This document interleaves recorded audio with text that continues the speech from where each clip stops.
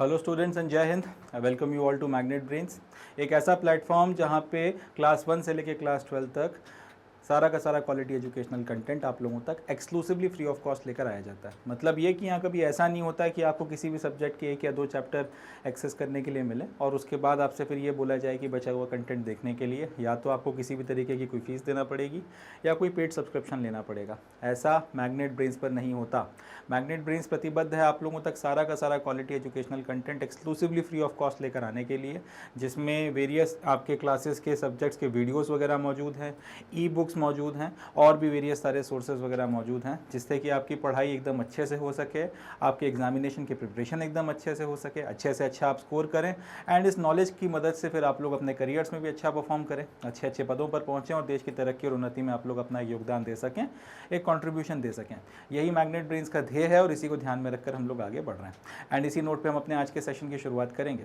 तो आज का जो अपना सेशन है, इस सेशन में हम लोग सीबीएसई ने जो अपना सैम्पल पेपर जारी किया है उसमें जो फिजिकल एजुकेशन क्लास 12 का सैम्पल पेपर है इसको देखेंगे। इसमें हम लोग सबसे पहले तो ये देखेंगे कि जो क्वेश्चन पेपर है उसका फॉर्मेट क्या है, क्वेश्चन पेपर किस तरीके से आने वाला है, कितने क्वेश्चंस पूछे जाएंगे, किस तरीके के क्वेश्चंस पूछे जाने वाले हैं, कैसे हमको इस क्वेश्चन पेपर को अटेम्प्ट करना है, क्या करना है एंड इससे ज़्यादा इंपॉर्टेंट क्या नहीं करना है, सारे डूज एंड सारे डोंट्स हम लोग समझेंगे।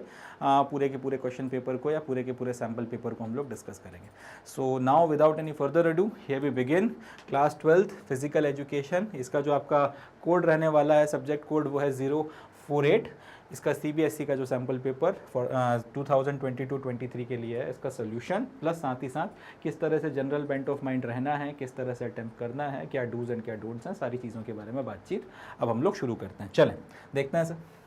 चलें तो पहले हम लोग जनरल इंस्ट्रक्शंस के बारे में थोड़ा बात करते हैं। जो आपका क्वेश्चन पेपर है इसमें क्या जनरल इंस्ट्रक्शंस हैं, पहले उसको डिस्कस करते हैं और उसके बाद में फिर क्वेश्चंस वगैरह को सॉल्व करेंगे। पहली चीज़ तो ये कि ये जो पेपर है इसको आपको कितनी देर में करना है, समय सीमा आपको कितनी दी गई है। तो इस क्वेश्चन पेपर को करने के लिए जो टाइम आपको अलॉट किया गया है वो है 3 घंटे, या यूँ बोलूँ कि 180 मिनट। 180 मिनट या 3 घंटों में आपको इस क्वेश्चन पेपर को, इस प्रश्न पत्र को कर ख़त्म करना है। एंड इसके लिए जो मैक्सिमम आपको मार्क्स वगैरह मिलने हैं इस पेपर में, मैक्सिमम जो मार्क्स इस पेपर में आप स्कोर कर सकते हैं या करेंगे वो है 70 मार्क्स। 70 नंबर का पेपर है और 3 घंटे या फिर 180 मिनट आपको इसको करने के लिए मिलने वाले हैं। अब ये जो क्वेश्चन पेपर है इसमें 5 सेक्शंस आपको देखने के लिए मिलेंगे, section A, B, C, D और ई। इस तरीके से कुल मिलाकर 5 सेक्शंस आपको इस पेपर में देखने के लिए मिलेंगे और सारे सेक्शंस के टोटल क्वेश्चंस देख लिए जाएं तो सम टोटल आपको 37 क्वेश्चंस जो हैं इस पेपर में करने हैं। पांचों सेक्शंस में अलग अलग मात्रा में क्वेश्चंस वगैरह डिवाइडेड है, मगर ओवरऑल 37 क्वेश्चंस आपको 5 सेक्शंस में टोटल मिलाकर, इन 5 सेक्शंस में टोटल आपको 37 क्वेश्चंस करने हैं एंड इनके लिए फिर आपको 70 नंबर मैक्सिमम मिलेंगे और 3 घंटे का टाइम दिया गया। सेक्शन ए में 18 क्वेश्चंस हैं। क्वेश्चन नंबर 1 से लेके क्वेश्चन नंबर 18 तक आपको जो क्वेश्चंस हैं वो सेक्शन नंबर ए में देखने के लिए मिलेंगे। अब ये जो क्वेश्चंस हैं सबके सब मल्टीपल चॉइस क्वेश्चंस रहने वाले हैं और हर एक क्वेश्चन जो है वो 1 मार्क का रहने वाला है। ठीक है जी। तो सेक्शन ये जो 37 क्वेश्चंस अपने को करने हैं, जिसके अपने को टोटल 70 नंबर मिल रहे हैं, इसमें से सेक्शन ए में कितने क्वेश्चंस आएंगे?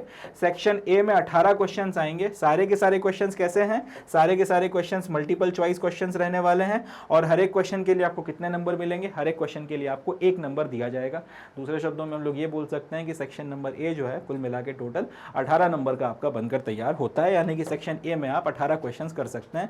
यहाँ पे कोई आपको मतलब ये नहीं है कि आप 18 में से 17 क्वेश्चन कर लें या 15 क्वेश्चन कर लें या 14 कर लें, ऐसी आपको कोई चॉइस नहीं दी गई। 18 के 18 करने हैं, सारे के सारे क्वेश्चंस जो हैं वो कंपलसरी हैं। अब अगर किसी एक क्वेश्चन में आपको इंटरनल चॉइस मिल जाए, जैसे एग्जांपल के लिए चौथे या 5वें सवाल की बात कर लेते हैं कि 5वें क्वेश्चन में आपको और करके दे दिया कि ये वाला एमसीक्यू कर लो या फिर ये वाला एमसीक्यू कर लो, वो एक अलग बात है, मगर ऐसे आपको करना तो पड़ेगा। ये नहीं है कि आपके 18 सवाल हैं तो आपसे ये बोला जा रहा है कि भाई इसमें से सिर्फ 15 करने हैं या 18 में से सिर्फ 17 करने हैं, ऐसा नहीं है। आपको सारे के सारे क्वेश्चन करने हैं, इस बात का ध्यान रखिएगा। तो सेक्शन नंबर ए 18 नंबर का सेक्शन है, हर एक 18 क्वेश्चन हैं, सारे के सारे क्वेश्चन एमसीक्यू हैं और हर एक क्वेश्चन का 1 मार्क आपको मिलेगा, पहला। दूसरा देखते हैं section B. Section B consist of 9 to 24, question number 9 to question 24 carrying 2 marks, question number 19 to question number 24 carrying 2 marks each and very short answer types and should not exceed 60 to 90 words attempt any 5। अब यहाँ पे question number 19 to question number 27, question number 19 to question number 24 आपको कहाँ पर देखने के लिए मिल रहा है? ये आपको देखने के लिए मिल रहा है सेक्शन नंबर बी में। यानी कि कुल मिला के 19, 20, 21, 22, 23, 24 कुल मिला के आपको 6 सवाल जो है सेक्शन में देखने के लिए मिलेंगे। ठीक है, 19, 20, 21, 22, 23 और 24 6 सवाल आपको इस सेक्शन में करने के लिए मिलेंगे। अब इन 6 सवालों में से आपको कोई एक छोड़ने की आज़ादी है, कोई एक क्वेश्चन आप छोड़ सकते हैं, आपको सिर्फ 5 क्वेश्चंस अटेम्प्ट करने हैं। ठीक, और ये 5 क्वेश्चंस भी कैसे हैं? लॉन्ग आंसर टाइप क्वेश्चंस नहीं है, ये 5 क्वेश्चंस आपको शॉर्ट आंसर टाइप क्वेश्चंस दिए गए हैं और 60 to 90 वर्ड्स में या 6 से 9 लाइन मैक्स टू मैक्स इसमें लिखकर आपको अपना जवाब जो है खत्म करना है। इससे कम में भी अगर आप करते हो तो भी कोई इशू नहीं है, 2 से 3 लाइनों में, 4 लाइनों में भी अगर आप अपनी बात कह देते हो वेल एंड गुड है, कोई इशूज़ नहीं है। मगर हाँ, इससे ज़्यादा नहीं जाना है। ये नहीं है कि अपन अब ये 2-2 मार्क के क्वेश्चन के लिए हम लोग यहाँ पे मतलब इस तरह से है कि आप 2 पन्ने भरते हैं, ऐसा भी नहीं करना है। अब क्योंकि यहाँ पे हर एक क्वेश्चन के आपको 2 नंबर मिल रहे हैं और कुल मिलाकर आपको 5 क्वेश्चन अटेम्प्ट करने हैं, इसका मतलब ये सेक्शन कितने नंबर का बन गया? ये सेक्शन बन गया 10 नंबर का। तो इसके पहले वाले सेक्शन के 18 नंबर, इस वाले सेक्शन के 10 नंबर, कुल मिला के 28 नंबर आ गए। पास तो आप यहाँ पे अभी हो जाएंगे। ठीक है जी, आसान है, कोई खास मुश्किल नहीं है। तो ये आपके इस तरीके से आपका सेक्शन नंबर बी जो है वो खत्म हो जाएगा। इसके बाद आता है आपका section number C. Question number 25 से लेके क्वेश्चन नंबर 30 तक कुल मिलाकर यहाँ पे 6 क्वेश्चंस आपको फिर करने हैं। 25, 26, 27, 28, 29, 30 कुल मिला के आपको 6 क्वेश्चंस यहाँ पे दिए गए। अब ये हर एक जो क्वेश्चन है 3-3 नंबर का क्वेश्चन है। ये भी शॉर्ट आंसर टाइप क्वेश्चन हैं। इसके पहले वाले एकदम वेरी शॉर्ट वाले थे, तो ये वाले जो है शॉर्ट आंसर टाइप क्वेश्चन हैं और इसको 100 से 150 वर्ड से ज़्यादा में आपको नहीं लिखना है। मतलब मैक्स टू मैक्स 10 लाइनें लिखें या 15 लाइनें, 12-15 लाइनें लिख दें, बहुत ज़्यादा जा रहा है, मगर इससे ज़्यादा लंबा आपको इसका जवाब नहीं देना है, इस बात का ध्यान रखना है। ठीक है जी, यहाँ पर भी 6 में से सिर्फ कोई 5 क्वेश्चंस आपको अटेम्प्ट करने हैं, मतलब कोई एक क्वेश्चन आप यहाँ पे छोड़ सकते हैं, क्योंकि हर एक क्वेश्चन आपका 3 नंबर का है। इसका मतलब ये वाला सेक्शन कितने नंबर का बना? 15 नंबर का। इसके पहले वाला सेक्शन कितने नंबर का था? 10। इसके पहले वाला सेक्शन कितने नंबर का था? 18। तो यहाँ से इतने आपके नंबर जो है बनकर आ जाएंगे, 38, 43 43 मार्क्स का यहाँ तक अपना जो है पेपर वगैरह हल हो जाएगा। तो तीसरा सेक्शन जब हम लोग करके ख़त्म करेंगे तो 43 मार्क्स तक का जो है आपका यहाँ तक क्वेश्चन पेपर हो जाएगा। अब आता है section number D. Section number D में आपको क्वेश्चन नंबर 31 से लेके 33 तक यानी कि कुल मिला के 3 क्वेश्चन दिए गए। अब इन 3 क्वेश्चन में से हर एक क्वेश्चन जो है वो आपका 4-4 नंबर का है एंड ये क्वेश्चन आपको केस स्टडीज़ हैं, यानी कि यहाँ पर आपको एक केस या फिर एक पैराग्राफ दिया जाएगा, उस पैराग्राफ को आपको पढ़ना है और उस पैराग्राफ को पढ़कर फिर आपको उसके ऊपर क्वेश्चन वगैरह करना है। इसमें आपको इंटरनल चॉइसेस वगैरह जो हैं देखने के लिए मिलेंगी। तो कुल मिलाकर अब ये 3 क्वेश्चंस आपको करने हैं, तो यहाँ के आपके 12, यहाँ पे आपको 12 नंबर मिल गए। तो 43 और 12 कितने होते हैं आपके? 55 मार्क्स यहाँ पर आ गए। अब इसके बाद आता है section number E, consist of question number 34 to 37। कुल मिला के यहाँ पे 4 क्वेश्चंस हैं, सबके आपके 15-15 नंबर हैं एंड ये भी जो आपके जो है शॉर्ट आंसर टाइप क्वेश्चंस हैं। 200 से 300 वर्ड से ज़्यादा में आपको इनका जवाब नहीं देना है, 20 से 30 लाइनों से ज़्यादा, या फिर यूँ बोलूँ कि 1-1.5 पन्ने से ज़्यादा जो है आप इसका जवाब ना लिखें तो बेटर रहेगा।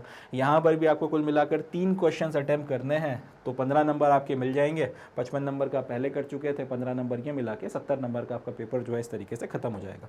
तो ये इस तरीके से जो है आपका क्वेश्चन पेपर डिज़ाइन किया गया है। एक बार फिर से इसको देख लेते हैं। सबसे पहले क्या, सेक्शन नंबर ए, इसमें आपके 18 नंबर हैं, सारे के सारे MCQ क्वेश्चंस हैं और सारे के सारे करना ज़रूरी हैं। ठीक है, 18 नंबर यहाँ पे आ गए। फिर section number B, section number B जो है, सेक्शन नंबर बी जो है इसमें कुल मिलाकर आपके 6 क्वेश्चंस हैं। 6 में से आपको 5 क्वेश्चन करने हैं, हर एक क्वेश्चन के आपको 10 नंबर मिलेंगे। तो कुल मिलाकर ये क्वेश्चन आपका, ये सेक्शन आपका 10 नंबर का बन गया। कुल मिलाकर आपके सेक्शन नंबर ए और सेक्शन नंबर बी से आपको कितने मिल गए? 28 नंबर। ठीक है, 28 नंबर तो 28 ये प्लस यहाँ पर अब आपका जो सेक्शन नंबर सी आता है, सेक्शन नंबर सी के बारे में बात करते हैं। सेक्शन नंबर सी जो है इसमें आपके 6 क्वेश्चंस हैं, इसमें से आपको 5 क्वेश्चंस करने हैं। हर एक क्वेश्चन कितने नंबर का है? हर एक क्वेश्चन आपका 3 नंबर का है। तो 15 नंबर आपको यहाँ पे मिल गए, 15 नंबर यहाँ मिल गए, तो आपके कुल मिला के 43 मार्क्स हो गए। 43 के बाद में आपको फिर 3 क्वेश्चन यहाँ पे करने हैं, जिसके आपको 12 नंबर मिल जाएंगे। तो कुल मिला के आपके 55 मार्क्स हो गए। और यहाँ पे फिर आपको 3 क्वेश्चन करने हैं 34 से लेकर 37 के बीच में से, और हर एक क्वेश्चन जो है आपका 5 नंबर का है, तो 15 नंबर यहाँ मिल जाएंगे। कुल मिलाकर आपका 70 नंबर का जो है पेपर इस तरीके से ख़त्म हो जाएगा। तो चले आप क्वेश्चंस वगैरह लगाना शुरू करते हैं। सेक्शन नंबर ए 18 सवाल या फिर 18 एमसीक्यूज हमको करना है। हर एक जो क्वेश्चन है वो एक एक नंबर का है, तो इनको करते हैं। पहला जो क्वेश्चन है ये विजुअली इम्पेयर्ड बच्चों के लिए है, इसके बाद में फिर आपके रेगुलर जो क्वेश्चन हैं वो शुरू होंगे। तो देख लेते हैं ऐसे। इसमें आपको एक फोटोग्राफ दिया गया और ये फोटोग्राफ देकर आपको ये बोला गया है कि आपको आसन जो है उसको आइडेंटिफाई करना है। क्वेश्चन में ये फोटोग्राफ है, विजुअली इम्पेयर्ड बच्चों का सवाल है। इसमें पूछा गया है आइडेंटिफाई करके बताइए आसन कौन सा है। ऑप्शंस हैं पश्चिमोत्तासन, दूसरा है हलासन, तीसरा है वज्रासन और चौथा है धनुरासन। तो ये तो देखकर ही आपको साफ समझ में आ रहा है कि बॉडी को अगर आप इस तरीके से बेंड करोगे कि वो एक बो की तरह देखने को मिले, तो ये जो है आपका धनुरासन होता है। तो इसका जो सही जवाब है वो हो जाएगा ए धनुरासन। ऑप्शन नंबर डी जो है वो करेक्ट आंसर हो जाएगा। चले अगला देखते हैं question number 2। Basically question number 2 नहीं, क्वेश्चन नंबर 1 ही है, क्योंकि क्वेश्चन नंबर 1 यहाँ पर जो था ये आपके विजुअली इम्पेयर्ड बच्चों के लिए था। अब इसके बाद से जो अपने मेन क्वेश्चन शुरू होंगे। तो क्वेश्चन नंबर 1, विच आसन among these can be done just after having meals, यानी कि इनमें से कौन से आसन को आप जस्ट खाना खाने के बाद कर सकते हो। अब हम लोगों ने पढ़ा था योग में कि बेसिकली जो आसन वगैरह होते हैं इनको करने के लिए कुछ आपकी प्री रिक्विसाइट्स हैं कि पेट खाली होना चाहिए, बाउल मूवमेंट अच्छे से हो गया हो तो बेटर है। आप सुबह अगर सुबह के वक्त में करें तो और ज़्यादा बेटर है, नहा धोकर करें तो और ज़्यादा बेटर है। इस तरीके के कुछ प्री रिक्विसाइट्स हैं। इनमें से मगर एक आसन ऐसा है, और जनरली बोला जाता है कि खाना वगैरह खाने के कुछ घंटों बाद तक आसन नहीं करने चाहिए, एंड खाना खाकर या भरे हुए पेट के साथ आसन नहीं करने चाहिए। मगर इसके भी कुछ एक्सेप्शंस हैं। एक आसन ऐसा है जिसको आप खाना खाने के जस्ट बाद कर सकते हैं। तो वही पूछा गया है यहाँ पे कि इनमें से कौन सा आसन है जिसको आप जस्ट मील्स के बाद में या फिर जस्ट खाना खाने के बाद में आप उस आसन को कर सकते हैं। ऑप्शंस हैं भुजंगासन, धनुरासन, वज्रासन, अर्ध मत्स्येंद्रासन। तो इसका जो सही जवाब है वो है वज्रासन। वज्रासन का जो आसन है जिसमें आप अपने दोनों पैरों को मोड़ के अपनी जांघों पर हाथ रख के बैठ जाते हैं, खाना खाने के जस्ट बाद उसे किया जा सकता है और उससे खाना वगैरह अच्छे से आपका पच जाता है। इनफैक्ट बोला जाता है कि वज्रासन करना चाहिए खाना वगैरह खाने के बाद में, उससे आपका डाइजेशन वगैरह की प्रक्रिया बहुत अच्छी हो जाती है। तो क्वेश्चन नंबर 1 का जो सही जवाब है वो है option number C, that is Vajrasana. चलें अगला क्वेश्चन देखते हैं, question number 2। A person who likes to learn new things, new concepts and new experiences are categorized as। ऐसे लोग जो नई चीज़ें सीखने में इंटरेस्ट रखते हैं, नई नई चीज़ें सीखना चाहते हैं, सीखने की कोशिश में लगे रहते हैं, इसके अलावा नए नए कंसेप्ट वगैरह जानने की कोशिश में लगे रहते हैं, नए नए एक्सपीरियंसेस वगैरह लेने की कोशिश करते रहते हैं। अब इस तरीके के जो व्यक्ति होते हैं इनको आप किस कैटेगरी में रखते हो या फिर इनको कैसे कैटेगराइज करते हैं। ऑप्शंस देख लेते हैं। ऑप्शंस हैं इसके ए एग्रीएबलनेस, दूसरा एक्सट्रोवर्शन, तीसरा consciousness and option number D openness. तो इसका जो सही जवाब है वो हो जाएगा ऑप्शन नंबर डी ओपननेस। इस तरीके के जो व्यक्ति हैं जो आपके नए नए कंसेप्ट जानने में, नई नई चीज़ों को लर्न करने में, नए एक्सपीरियंसेस वगैरह को लेने में रुचि रखते हैं, दिखाते हैं, इनको ओपननेस की कैटेगरी में रखा जाता है। क्वेश्चन नंबर 2 का जो सही जवाब हो जाएगा वो हो जाएगा option number D, that is openness. Question number 3, cartwheel in gymnastics is an example of.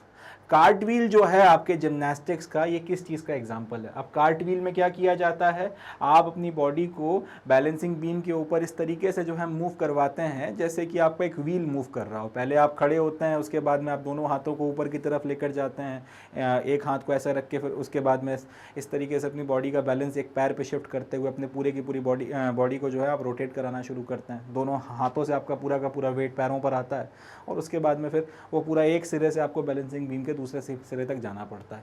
अब ये जो कार्टव्हील है जिम्नास्टिक्स में, ये किस चीज़ का एग्जाम्पल है या किस तरीके के इक्विलिब्रियम का एग्जाम्पल है, अब हमको ये बताना है। Option number A static equilibrium, option number B dynamic equilibrium, option number C active equilibrium and option number D passive equilibrium. तो इसका जो सही जवाब है वो है डायनेमिक इक्विलिब्रियम, यानी कि जब कोई चीज़ मोशन में है तब वो किस तरीके से बॉडी का बैलेंस, या फिर कोई व्यक्ति जब मोशन में है किस तरीके से वो बॉडी के बैलेंस को लेकर चल रहा है, वो चीज़ हमको यहाँ पर देखने को मिलती है। तो ये चीज़ जो है डायनेमिक इक्विलिब्रियम की कैटेगरी में आ जाती है। क्वेश्चन नंबर 3 कि कार्टव्हील किस तरीके का, या जो जिम्नास्टिक्स में जो कार्टव्हील किया जाता है वो इक्विलिब्रियम की कौन सी कैटेगरी में आ सकता है, तो डायनेमिक, क्योंकि ऑब्जेक्ट या फिर जो भी बॉडी है वो रुका हुआ नहीं है, वो लगातार मूव कर रहा है।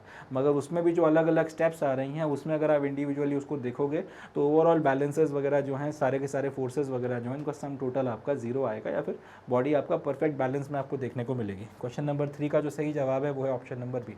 अगला देखते हैं, slow twitch fibres are dash in colour. अब आपके जो स्लो ट्विच फाइबर्स होते हैं उनका रंग क्या होता है, हमको ये बताना है। White, red, transparent, brown. सही जवाब हो जाएगा रेड कलर के होते हैं। जनरली फाइबर्स वगैरह जो हैं आपकी मसल्स वगैरह के रेड कलर के ही होते हैं, इसमें ज़्यादा इसमें कोई गुंजाइश नहीं रहती कि इनका कलर नीला, पीला, काला हो। तो इसका जो सही जवाब है वो है रेड। याद रखिएगा इस बात को, जो स्लो ट्विच फाइबर्स होते हैं वो रेड कलर के होते हैं। अगला देखते हैं क्वेश्चन नंबर 5।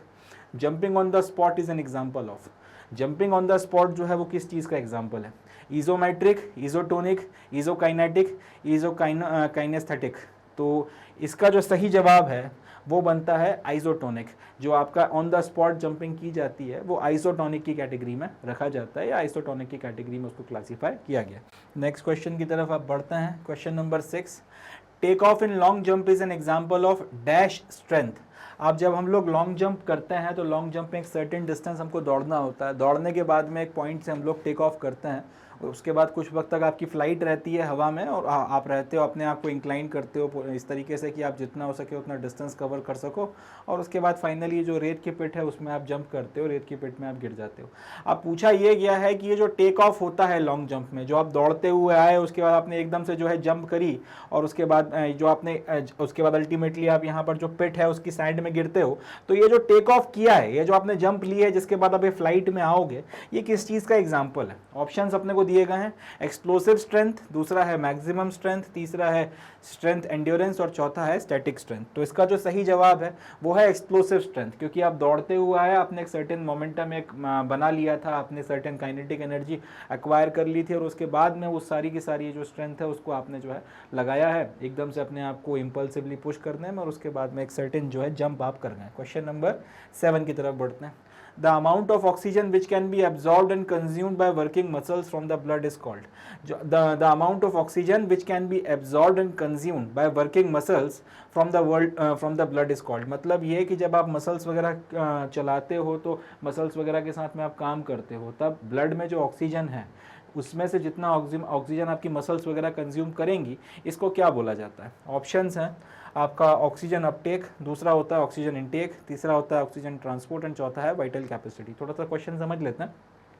आप नॉर्मल, जैसे अभी मैं यहाँ पे खड़ा हुआ हूँ, बॉडी में ब्लड का सर्कुलेशन चल रहा है, आप देख रहे हैं वीडियो वगैरह, आपकी बॉडी में भी ब्लड का सर्कुलेशन चल रहा है, एंड नॉर्मल एक जो आपकी बॉडी है जो अपनी नॉर्मल रेस्ट की स्टेट में उस स्टेट में है। शरीर में अभी भी खून दौड़ रहा है, ऑक्सीजन अभी भी उस ब्लड में है, ये अभी भी अलग अलग ऑर्गन्स में जा रहा है, और अलग अलग ऑर्गन्स अभी भी उसमें से ब्लड वगैरह जो है वो कंज्यूम कर रहे हैं। अब लेट से आपने एकदम से किसी चीज़ में वर्क करना शुरू कर दिया, एफर्ट करना शुरू कर दिया, पुशअप्स मारना शुरू कर दिया, पुलअप्स करना शुरू कर दिया, तेज़ वॉक करना शुरू कर दिया, दौड़ना शुरू कर दिया, कोई भी एक एक्टिविटी अगर आपने शुरू कर दी, तो फिर ऑब्वियस सी बात है जैसे ही आप वर्कआउट शुरू करते हैं, किसी चीज़ ज़्यादा अगर आप एफर्ट करना शुरू करते हैं, तो 2-3 चीज़ें एक साथ होती हैं।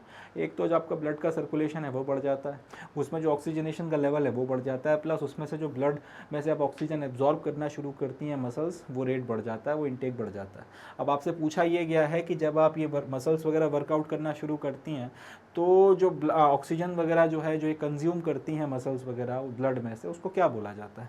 ऑप्शंस आपको ये दे रखे हैं, oxygen Uptake, oxygen intake, oxygen transport and vital capacity. तो इसका जो सही जवाब है वो है ऑक्सीजन अपटेक, क्योंकि एक सर्टेन अमाउंट तक तो ऑक्सीजन मसल्स वगैरह वैसे भी एब्जॉर्ब कर रही थी, मगर क्योंकि अब आपने एफर्ट मारना शुरू कर दिया और उसके चलते वो जो ज़्यादा मात्रा में जो है ऑक्सीजन का एब्जॉर्प्शन शुरू हो गया, इसलिए यहाँ पर ये नहीं है कि इंटेक पहले नहीं हो रहा था और इंटेक अब होना शुरू हो गया। इंटेक पहले भी हो रहा था मगर अब वो इंटेक थोड़ा सा बढ़ गया है, इसलिए उसको अपटेक बोला जाता है। तो क्वेश्चन नंबर 7 का जो सही जवाब हो जाएगा वो हो जाएगा ऑप्शन नंबर 8। चले अगला क्वेश्चन देखते हैं, question number 8। In law of acceleration of an object is inversely proportional to its force, mass, speed and size. जो एक्सेलरेशन का लॉ होता है उसमें किसी भी ऑब्जेक्ट का जो एक्सेलरेशन होता है वो इन्वर्सली प्रोपोर्शनल होता है उसके फोर्स, उसके ऊपर लगाए गए फोर्स के, उसके मास के, उसकी जो स्पीड है उसके, और उसका साइज़। तो इसका जो सही जवाब है वो है उसका मास। जितना ज़्यादा उसका मास होगा उतना कम वो एक्सेलरेट करेगा, या फिर उतना जल्दी उसका एक्सेलरेशन जो है ख़त्म होगा। जितना कम उसका मास होगा उसका एक्सेलरेशन जो है उतना बढ़ाया जा सकता है। तो क्वेश्चन नंबर 8 का जो सही जवाब है वो हो जाएगा ऑप्शन नंबर बी। चलें अगला देखते हैं, question number 9। Given below are the two statements labelled assertion A and reason R. Assertion is intrinsic motivation has long term benefits and reason is as factor behind it are naturally pursuing action that provide fun, pleasure, fulfillment or challenge. In the context of the above two statement, which one of the following is correct? अब अपने को यहाँ पर दो statement दिए गए हैं, एक आपका असर्शन है, दूसरा आपका रीज़न है। हम लोग असर्शन एंड रीज़न देख लेते हैं, उसके बाद में फिर हमको इसमें जो जवाब देना है उसकी तरफ बढ़ेंगे। Intrinsic motivation has long term benefits, यानी कि वो मोटिवेशन जो अंदर से आता है, आपके अंदर से जो आपकी इच्छा शक्ति आपको किसी चीज़ को करने के लिए अगर मोटिवेट करती है, प्रोत्साहित करती है, तो वो लंबे वक्त तक रहता है, उसका इफेक्ट लंबे वक्त तक रहेगा, रेदर दैन कि आपको बाहर से कोई एक्सटर्नल मोटिवेशन मिला, किसी की बात सुन के, किसी चीज़ को देखकर आप एक्सटर्नली इंस्पायर हुए, तो वो मोटिवेशन जल्दी खत्म हो जाता है। अंदर से अगर कोई चीज़ आ रही है, कोई बात आपके मन में घर कर गई, तो और वो आपको अगर मोटिवेट कर रही है, तो फिर उसका एक लंबे वक्त तक आपके ऊपर असर रहेगा। ये असर्शन है। इसका रीज़न इन्होंने ये बताया है क्योंकि इसके पीछे के जो फैक्टर्स हैं वो ये है कि you are naturally pursuing actions that provide fun, pleasure, fulfilment और चैलेंज। इसके पीछे की वजह ये बता रहे हैं कि आप वो चीज़ें अपनी तरफ से कर रहे हैं, आपको पुश नहीं करना पड़ रहा, आप वो एक्टिविटीज़ अपनी तरफ से कर रहे हो जिसमें आपको मज़ा भी आ रहा है, सुख भी मिल रहा है, आप अपने आप में एक संतुष्टि भी महसूस कर रहे हैं और आपको साथ ही साथ उसमें कुछ चैलेंजेस वगैरह भी मिल रहे हैं। तो इस तरीके के काम आप करते चले जाएंगे तो उसके चलते आपको इंट्रिंसिक मोटिवेशन आएगा और इंट्रिंसिक मोटिवेशन के चलते आप इस तरीके की एक्टिविटीज़ वगैरह करते चले जाएंगे। अब यहाँ पर ये जो कंटेक्स्ट है of the about two statements, ये जो दो स्टेटमेंट्स वगैरह दिए गए हैं, इसमें इसके कंटेक्स्ट में हमको बताना है कि कौन सा सही है कौन सा गलत है। पहला, both assertion and reason are true and reason is the correct explanation of assertion, मतलब आपका असर्शन और रीजन दोनों सही है और रीजन जो है वो सही तरीके से आपके असर्शन को एक्सप्लेन करता है। दोनों असर्शन एंड रीजन जो है वो सही है, मगर रीजन जो है वो आपका इसको असर्शन को सही तरीके से एक्सप्लेन नहीं करता। तीसरा, असर्शन सही है मगर रीजन फॉल्स है, और चौथा, असर्शन गलत है मगर रीजन ट्रू है। तो देखिए बात यह है कि अगर आपके अंदर से कोई चीज़ आपको मोटिवेट करती है तो फिर परिस्थितियां कितनी भी ज़्यादा खराब हों, आप हितोत्साहित नहीं होंगे, आप अपना काम करते चले जाएंगे। अगर बाहर से आपको कोई मोटिवेशन मिला है तो वो मोटिवेशन 1 दिन 2 दिन 3 दिन रहेगा, उसके बाद में आप फिर से अपनी नेचुरल स्टेट में लौट आएंगे। अंदर से अगर कोई चीज़ आपको पुश कर रही है तो फिर परिस्थितियाँ कितनी खराब हों फिर आप रुकेंगे नहीं। अगर बाहर से कोई चीज़ आपको मोटिवेट करती है कुछ वक्त तक तो चलेगा, मगर उसके बाद में फिर ये होगा कि आप अपनी नॉर्मल स्टेट में लौट आएंगे, फिर आप शिकायतें करने लगेंगे। इसलिए ये बात बिल्कुल सही है कि आपका जो इंट्रिंसिक मोटिवेशन है उसके लॉन्ग टर्म बेनिफिट्स होते हैं, और उसकी वजह यह है कि आप वो सारे काम कर रहे हो जिसके चलते सुख मिलता है, संतुष्टि मिलती है, खुशी मिलती है, और ज़्यादा आगे बढ़ने की इच्छा शक्ति, और साथ ही साथ चैलेंजेस जिनको सॉल्व करने पर आपका कहीं ना कहीं एक ईगो जो है वो भी सेटिस्फाई होता है। तो क्वेश्चन नंबर 9 का जो सही जवाब हो जाएगा वो हो जाएगा ऑप्शन नंबर ए, कि असर्शन एंड रीजन दोनों सही है और रीजन जो है वो असर्शन को सही तरीके से एक्सप्लेन करता है। अगला question number 10, carbohydrates which are soluble in water and crystalline in structure। Option simple, complex, compound, complicated. तो वो कार्बोहाइड्रेट्स जो आपका पानी में घुल जाते हैं, सल्यूबल होते हैं, प्लस उनका स्ट्रक्चर अगर आप देखोगे तो वो क्रिस्टलाइन होता है। वो किस तरीके के कार्बोहाइड्रेट्स हैं? ऑप्शन है कि सिंपल कार्बोहाइड्रेट हैं, कॉम्प्लेक्स कार्बोहाइड्रेट हैं, कंपाउंड कार्बोहाइड्रेट है, या फिर कॉम्प्लिकेटेड कार्बोहाइड्रेट है। इसका सही जवाब क्या है? इसका सही जवाब है इस तरीके के कार्बोहाइड्रेट्स सिंपल कार्बोहाइड्रेट्स होते हैं जो पानी में सल्यूबल हो जाते हैं, जिनका स्ट्रक्चर क्रिस्टलाइन होता है। सिंपल कार्बोहाइड्रेट्स होते हैं, सेहत के लिए कोई खास नुकसानदायक भी नहीं होता है।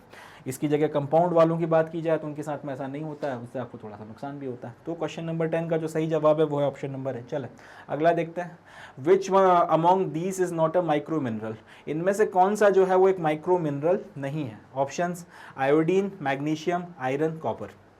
तो माइक्रो मिनरल्स जो होते हैं इसके बारे में एक बात अपने को याद रखनी कि इनको ट्रेस मिनरल्स भी कहा जाता है। बहुत ज़्यादा मात्रा में आपके शरीर को इनकी ज़रूरत नहीं है, मगर थोड़ी थोड़ी मात्रा में आपके खाने से अगर आपको ये मिलते रहें तो ठीक है। आपके ओवरऑल मेटाबॉलिज्म और ग्रोथ के लिए प्लस आपकी मानसिक विकास के लिए इनकी ज़रूरत होती है। इसको याद रखने का सिंपल सा तरीका है, मैक्रो मिनरल्स वो मिनरल्स होते हैं जो बहुत ज़्यादा मात्रा में चाहिए पड़ता है।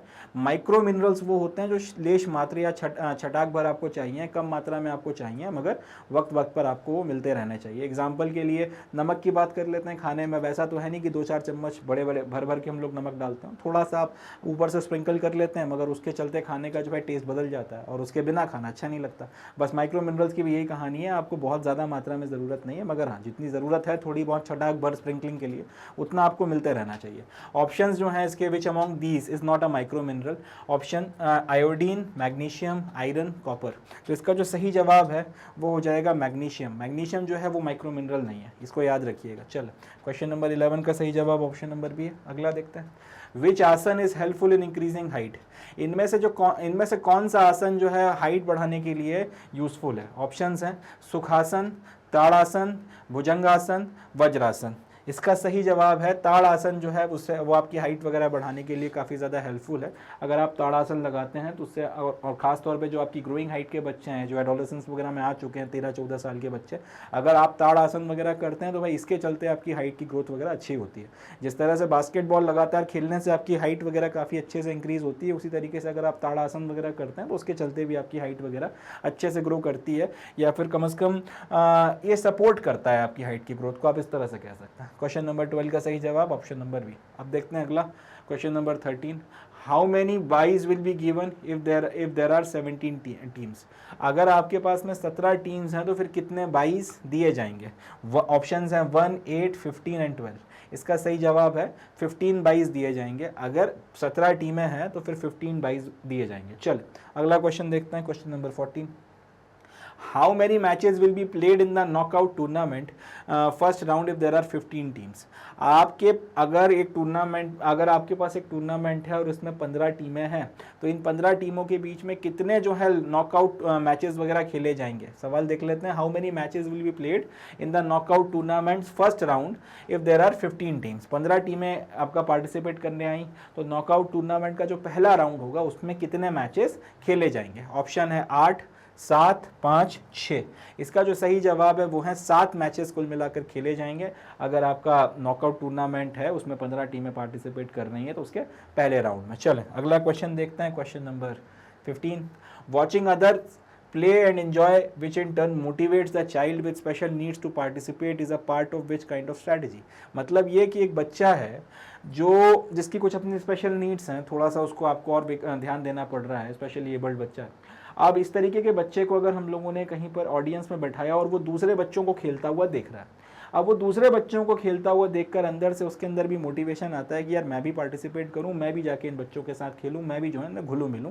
तो ये जो एक स्ट्रैटेजी है जो जनरली बच्चों के साथ में लगाई जाती है कि भाई उसको जो है अगर वो बच्चा थोड़ा सा बच रहा है, लोगों से कट रहा है, किसी अपनी डिसेबिलिटी के चलते अगर वो लोगों से झेप रहा है, तो ऐसी परिस्थिति में अगर आप उसको खड़ा कर दो या फिर आप उसको इस तरह से ऑडियंस में बैठा दो और बच्चों को खेलते हुए देखने के लिए बोलो या फिर कुछ दूसरों को कुछ करते हुए देखने के लिए बोलो, और उसके बाद अगर वो उसके अंदर एक मोटिवेशन जगाए कि मुझे भी ये चीज़ करनी है, मुझे भी इनके साथ जाके खेलना है, मुझे भी पार्टिसिपेट करना है, तो इस तरीके की ये जो प्रक्रिया है, ये जो पूरा एक अंदर से मोटिवेशन निकल कर आया है, ये जिस स्ट्रैटेजी के तहत आया है, ये कौन सी स्ट्रैटेजी का पार्ट है। मेंटल स्ट्रैटेजी का पार्ट है, फिजिकल स्ट्रैटेजी का पार्ट है, फिजियोलॉजिकल स्ट्रैटेजी का पार्ट है, या सोशल स्ट्रैटेजी का पार्ट है। इसका जो सही जवाब है वो है कि ये सोशल स्ट्रैटेजी का पार्ट है। सोशल स्ट्रैटेजी इसको कहा जाता है, जिसमें आप इस तरह से बच्चे के अंदर एक मोटिवेशन, एक पुश आप कह सकते हैं कि आपका सोसाइटी में इंटीग्रेट करने के लिए पैदा करते हैं। चलें अब क्वेश्चन नंबर 16 देखते हैं। इसमें अपने को मैच करना है, 2 लिस्ट वगैरह दी गई हैं। एक तरफ कुछ आसनों के नाम दिए गए हैं और एक तरफ कुछ डेफिशिएंसीज बताई गई हैं जिनको इन आसनों को लगातार करने से उनमें फ़र्क पड़ता है या फिर आप उनसे निजात पा सकते हैं। पहला है गरुड़ा। एक तरफ आपको जो पहली लिस्ट है उसमें एक तरफ गरुड़ासन, गोमुखासन, चक्रासन एंड नौकासन। एंड यहाँ पर जो डेफिशिएंसीज हैं वो बताई गई हैं, राउंड शोल्डर, लॉर्डोसिस, बो लेग्स एंड नॉक नीज। तो इसका सही जवाब है वो है ऑप्शन नंबर ए, क्योंकि आपका जो गरुड़ासन है, गरुड़ासन करने से अगर आपके बो लेग्स की हैं तो वो समस्या काफ़ी हद तक दूर हो जाती है। इसी तरीके से अगर आप गोमुख आसन वगैरह करते हैं तो नॉक नी की समस्या काफ़ी हद तक उसमें अब निजात पड़ता है, लगातार करते हैं तो ख़त्म भी हो जाती है। चक्रासन वगैरह अगर आप करते हैं तो राउंड शोल्डर्स का अगर बहुत एक्सेसिव आपका कर्वेचर वगैरह है तो वो ठीक होता है, और नौकासन करते हैं तो लॉर्डोसिस जो है आपका एक्सेसिव अगर जो कर्वेचर वगैरह आपको जो एक तरीके का कह सकते हैं कि समझ में आता है, नॉर्मल जो कर्वेचर्स आपको देखने को मिलते हैं बॉडी में, उसमें आपको काफ़ी हद तक निजात मिलती है। तो आपका पहले का थर्ड, दूसरे का फोर्थ, तीसरे का पहला और चौथे का दूसरा, ये जो है सही ऑप्शन बनता है। तो क्वेश्चन नंबर 16 का जो सही जवाब हो जाएगा वो हो जाएगा ऑप्शन नंबर ए। चलें अगला क्वेश्चन देखते हैं, क्वेश्चन नंबर 17। इसमें भी हमको मैच द फॉलोइंग करना है। एक तरफ आपको कुछ टेस्ट के नाम दिए गए हैं और दूसरी तरफ आपको एक दूसरी लिस्ट दी गई है जिसमें स्ट्रेंथ और एंड्योरेंस और बाकी इस तरीके की क्वालिटीज़ या कैपेबिलिटीज़ की बात की गई है। तो जो पहली लिस्ट है उसमें दिया गया है चेयर स्टैंड टेस्ट, यानी कि आपको चेयर के ऊपर जो खड़े होकर के टेस्ट देना पड़ता है, दूसरा आर्म कर्ल टेस्ट, तीसरा बैक स्क्रैच टेस्ट और चौथा है 6 मिनट वॉक टेस्ट। और यहाँ पर आपको ऑप्शंस दिए गए हैं lower body strength, aerobic endurance, upper body strength, upper body flexibility. इसका जो सही जवाब बनता है वो बनता है ऑप्शन नंबर ए, क्योंकि आपका जो चेयर स्टैंड टेस्ट होता है वो लोअर बॉडी की स्ट्रेंथ वगैरह को चेक करने के लिए होता है। इसी तरीके से आपका जो आर्म कर्ल टेस्ट होता है वो आपकी अपर बॉडी की स्ट्रेंथ को टेस्ट करने के लिए होता है। आपका जो बैक स्क्रैच टेस्ट होता है वो अपर बॉडी की फ्लेक्सिबिलिटी को देखने के लिए होता है, और जो 6 मिनट की का आपका वॉक टेस्ट होता है वो आपका एरोबिक एंड्योरेंस वगैरह जो है उसको चेक करने के लिए होता है। तो इस तरीके से आपका जो क्वेश्चन नंबर 17 है इसका जो सही जवाब बनेगा वो बनेगा ऑप्शन नंबर ए। चलें क्वेश्चन नंबर 18 देख लेते हैं। Weakening of bones due to loss of bone density and improper bone formation is known as. अगर आपकी जो बोन्स हैं, आपकी जो हड्डियां हैं, एक तो दो चीज़ें उसमें हो रही हो, एक तो उनके उसमें आपका जो बोन डेंसिटी है वो लगातार कम होती चली जा रही है, आपकी बोन डेंसिटी जो है वो उसमें लॉस आपको देखने को मिल रहा है, वो लगातार कम हो रही है। दूसरा ये कि आपका जो बोन का फॉर्मेशन है वो प्रॉपर नहीं जा रहा, वो इम्प्रॉपर चल रहा है। तो इस तरीके की जो परिस्थितियाँ होती हैं इसके चलते आपकी हड्डियाँ कमज़ोर होने लगती हैं। किन किन वजूहत के कारण या किन किन रीजंस के कारण? पहला तो आपकी बोन डेंसिटी जो है वो कम हो रही है, वो लगातार आप लूज करते चले जा रहे हो, घटती चली जा रही है। दूसरी चीज़ क्या हो रही है? इम्प्रॉपर बोन फॉर्मेशन हो रहा है। जब ये दोनों चीज़ें होती हैं तो इनके चलते फिर आपको इस हड्डियों में आप कह सकते हैं वीकनिंग महसूस होना शुरू होती है। अब इसको क्या बोला जाता है? ऑप्शंस देखते हैं। एमनोरिया, दूसरा है एनोरेक्सिया नर्वोसा, तीसरा है ऑस्टियोपोरोसिस और चौथा है लॉर्डोसिस। तो क्वेश्चन नंबर 18 का जो सही जवाब बनता है वो बनता है ऑस्टियोपोरोसिस कहा जाता है इस चीज़ को। जब आपकी इम्प्रॉपर बोन फॉर्मेशन होता है और बोन डेंसिटी लगातार कम होती चली जाती है तो इन चीज़ों दोनों के नतीजे में जो हड्डियाँ कमज़ोर होना शुरू होती हैं, आपकी हड्डियों की स्ट्रेंथ जो जाने लगती है, इस चीज़ को हम ऑस्टियोपोरोसिस बोलते हैं। क्वेश्चन नंबर 18 का सही जवाब बन गया ऑप्शन नंबर सी। चलें अगला देखते हैं।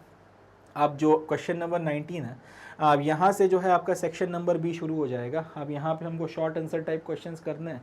जनरली 6 से 9 लाइंस में अगर हम लोग इसका जवाब दें तो प्रेफरेबली अच्छा रहेगा। अच्छा, यहाँ पर आंसर राइटिंग के लिए थोड़ा सा मैं आपको एक बात बताना चाहूँगा।